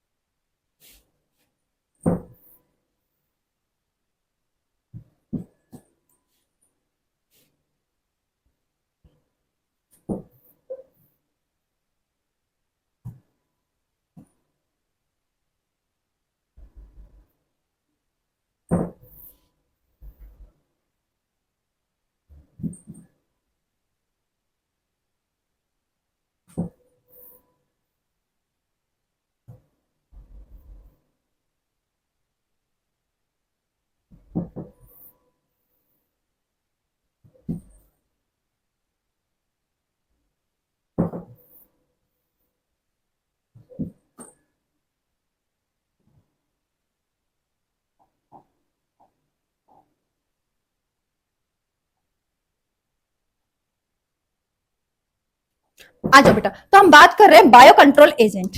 इसका क्या मतलब है बेटा, इसका मतलब है, बहुत सिंपल मतलब है।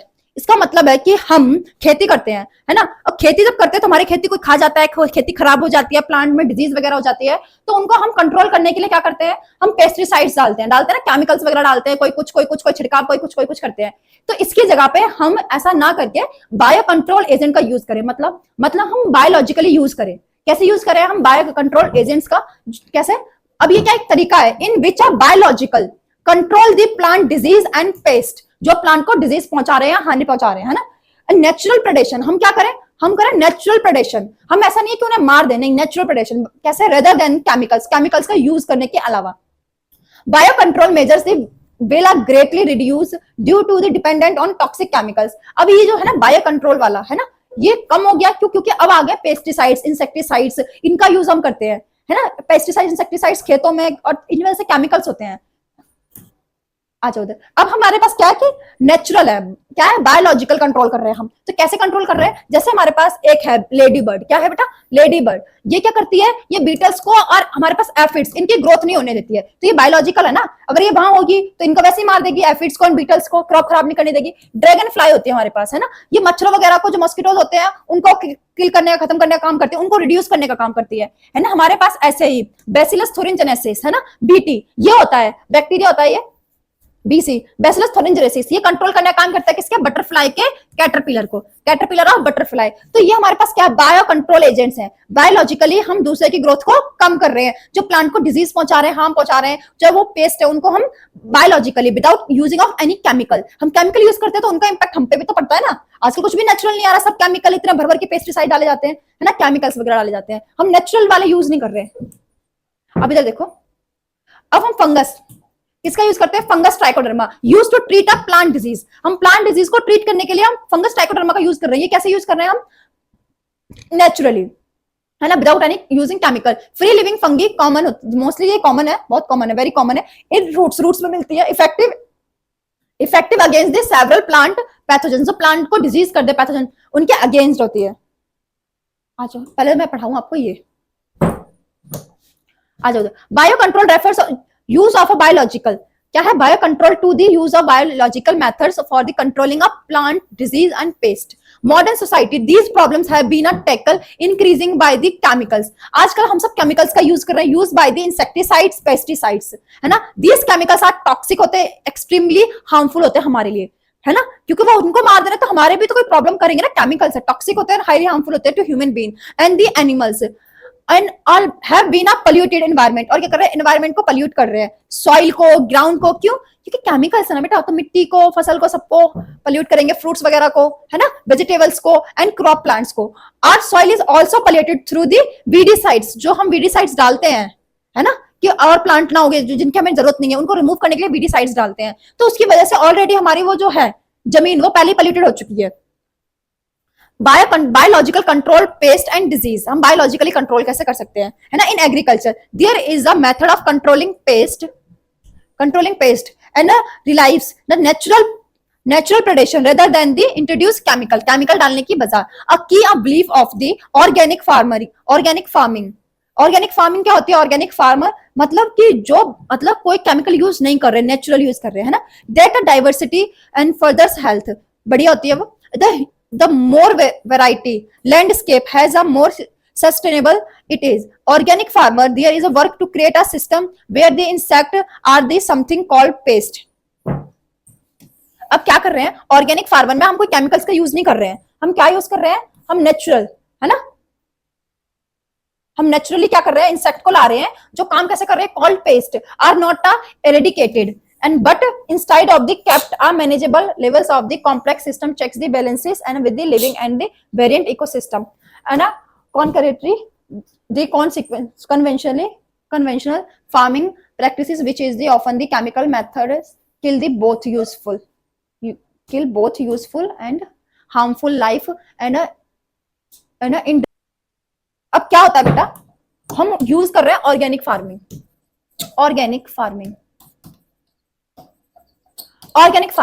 बेटा ऑर्गेनिक फार्मिंग क्या होती है कि इसमें हम केमिकल्स यूज नहीं कर रहे, not use any chemicals like a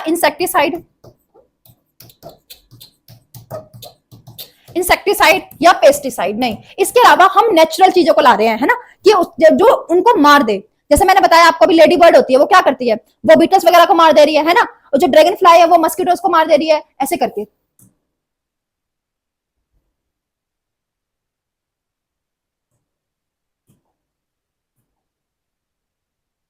bio fertiliser, okay, ये ऑर्गेनिक फार्मिंग में अभी कराऊंगी. आज ये हमारे पास था ना फंगस, हम यहाँ बात कर रहे थे, ये हो गया था हमारा. अब आता है हमारे पास बकेलो वायरस, है ना. ये भी हमारे पास कैसे काम करता है? As a bio control agent. कैसे काम कर रहा है? बायो कंट्रोल एजेंट, है ना. पैथोजन दैट अटैक, क्या करता है ये वायरस है जो क्या कर रहा है? जो प्लांट के लिए पैथोजन है, प्लांट को जो हार्म पहुंचा रहा है, उनको अटैक करता है, इंसेक्ट को एंड आर्थ्रोपोड्स को. Majority of the baculovirus use to bio control agents, है ना. और न्यूक्लियोपॉलीहेड्रोवायरस, है ना, इसका हमारे पास नाम दिया है. अब ये क्या होता है? ये स्पीशीज स्पेसिफिक है. क्या है बेटा? स्पीशीज स्पेसिफिक है कि ये उसी स्पीशीज को मारेगा जिसको ये मारेगा, है ना, और किसी अदर स्पीशीज को नहीं मारेगा. तो ये स्पीशीज स्पेसिफिक है. साथ ही क्या है? नैरो स्पेक्ट्रम, इसका नैरो स्पेक्ट्रम इंसेक्टिसाइडल है, बहुत ज्यादा नहीं, नैरो, कम को मारेगा, है ना. नो नेगेटिव इंपैक्ट, इसका कोई नेगेटिव इंपैक्ट नहीं है मैमल्स पे, प्लांट पे, बर्ड्स पे, फिश पे एंड नॉन टारगेटेड इंसेक्ट पे. जो टारगेट नहीं कर रहा उनको ये नहीं मारेगा. ये बायो कंट्रोल एजेंट है. अब इसके बाद हम बात कर रहे थे ऑर्गेनिक फार्मिंग, है ना. हम किसकी बात कर रहे थे? Organic farming. तो बायो फर्टिलाइजर का मतलब क्या है कि हम यहाँ पे बायोलॉजिकली, जैसे गोबर वगैरह था, हम फर्टिलाइजर की फॉर्म में यूज करेंगे, हम कोई भी केमिकल फर्टिलाइजर यूज नहीं करेंगे. तो biological organism used as a fertilizer farming, और ऐसे फार्मिंग को हम बोलते हैं ऑर्गेनिक फार्मिंग. ऐसी फार्मिंग को हम बोलते हैं ऑर्गेनिक फार्मिंग. इसमें हम बैक्टीरिया का यूज करते हैं, माइकोरिजा का एंड साइनोबैक्टीरिया का, इन सब का यूज करते हैं, है ना. तो bio fertilizer as a bacteria, क्या है? बैक्टीरिया. तो हमारे पास राइजोबियम और हमारे पास फ्री लिविंग बैक्टीरिया, है ना. तो राइजोबियम क्या होता है? सिम्बायोटिक नाइट्रोजन फिक्सेशन करता है किसमें? लेंग्यूमिनेसियस, है ना. लेंग्यूमिनेसियस ये क्या होते हैं? दालें वगैरह होती है इनमें. और दूसरा क्या हमारे पास? Nitrogen fixation in free living, है ना. अब माइकोरिजा क्या बेटा? फंगल एसोसिएशन है. विद रूट्स, हायर प्लांट्स की रूट्स, जैसे कि हमारे पास पाइनस वगैरह, है ना. तो ये क्या? Fungal association with the plants root, higher plants के रूट्स में, इसको हम बोल रहे हैं माइकोरिजा, है ना. इसका एक नाम भी है हमारे पास ग्लोमस. अब ये क्या होता है? Fungi absorb phosphorus. ये जो फंगी है फास्फोरस यूज करती है सॉइल से और प्लांट को देती है ना. और ऑल्सो ये जो माइकोरिजा है ये रजिस्ट करता है किससे? रूट बॉर्न डिसऑर्डर, जो जड़ों में जो डिजीज हो जाएंगे उससे बचाता है ये माइकोरिजा. दूसरा, ये टॉलरेट करता है कहीं एकदम से बहुत ज्यादा, मतलब सैलिनिटी को, नमक हो गया ज्यादा, है ना. सैलिनिटी, मिट्टी को कैसे चाहिए? एसिडिक नहीं होना चाहिए, उसे बेसिक होना चाहिए, लेकिन वो एसिडिक हो गई तो उससे भी टॉलरेट करता है. और कहीं सूखा हो जाए, मतलब पानी वानी ना हो, सूखा पड़ जाए, तो उससे भी टॉलरेट करता है. दूसरा क्या? माइकोरिजा इंक्रीज करता है growth and development of plant, है ना. तो ये था माइकोरिजा. और तीसरा है हमारे पास साइनोबैक्टीरिया. तीसरा क्या है? साइनोबैक्टीरिया.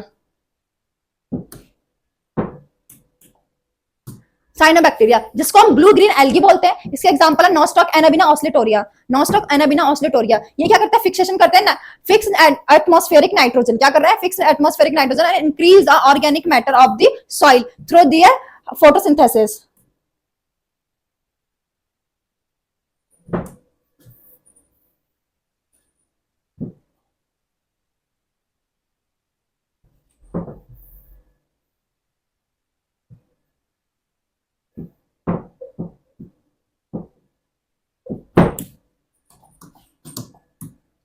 अब क्या है bio fertilizer, microbes as a bio fertilizer, मतलब माइक्रोब्स मतलब बायो फर्टिलाइजर, मतलब फर्टिलाइजर में भी यूज हो रहे हैं ना, which are present in a day life style environment of pollution in a major cause of the concern.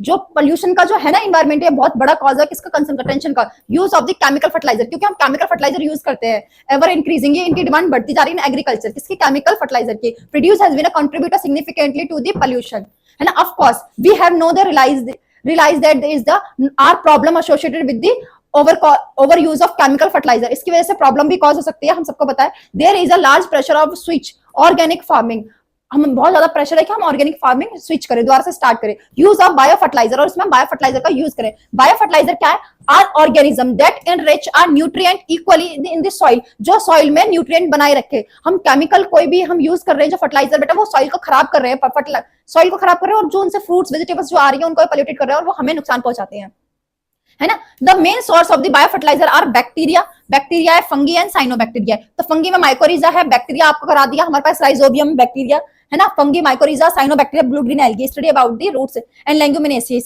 है ना।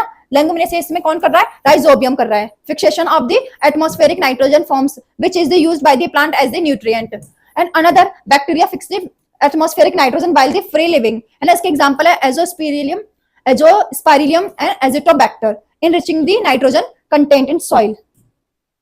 Fungi are also known as a form of symbiotic association. Fungi को हम symbiotic association जो करती है उसको हम बोलते हैं माइकोरिजा, है ना। अब ये हमारे पास क्या कर रही है, फॉस्फोरस देती है प्लांट को, साथ ही कैसे, इसके बहुत सारे बेनिफिट्स हैं, माइकोरिजा के बहुत सारे बेनिफिट्स है। कौन कौन से बेनिफिट्स है, रेजिस्टेंस रूट बॉर्न डिजीज से बचाती है, टॉलरेट करती है किसको, सैलिनिटी को एंड ड्रॉट को, सूखेपन को टॉलरेट करती है, and overall increase the plant growth and development.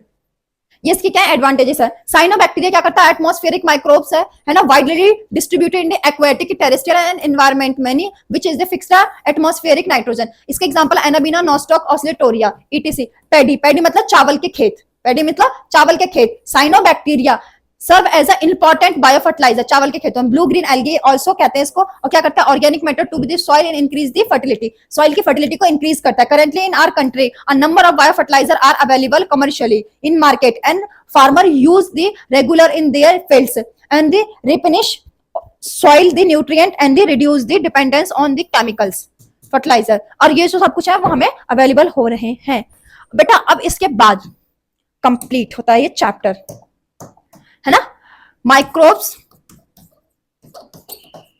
In human welfare, complete होता है डिटेल्ड अच्छे से, and line to line of NCERT, ठीक है, कंप्लीट। अब हम नेक्स्ट क्लास से स्टार्ट करेंगे नेक्स्ट चैप्टर, ओके।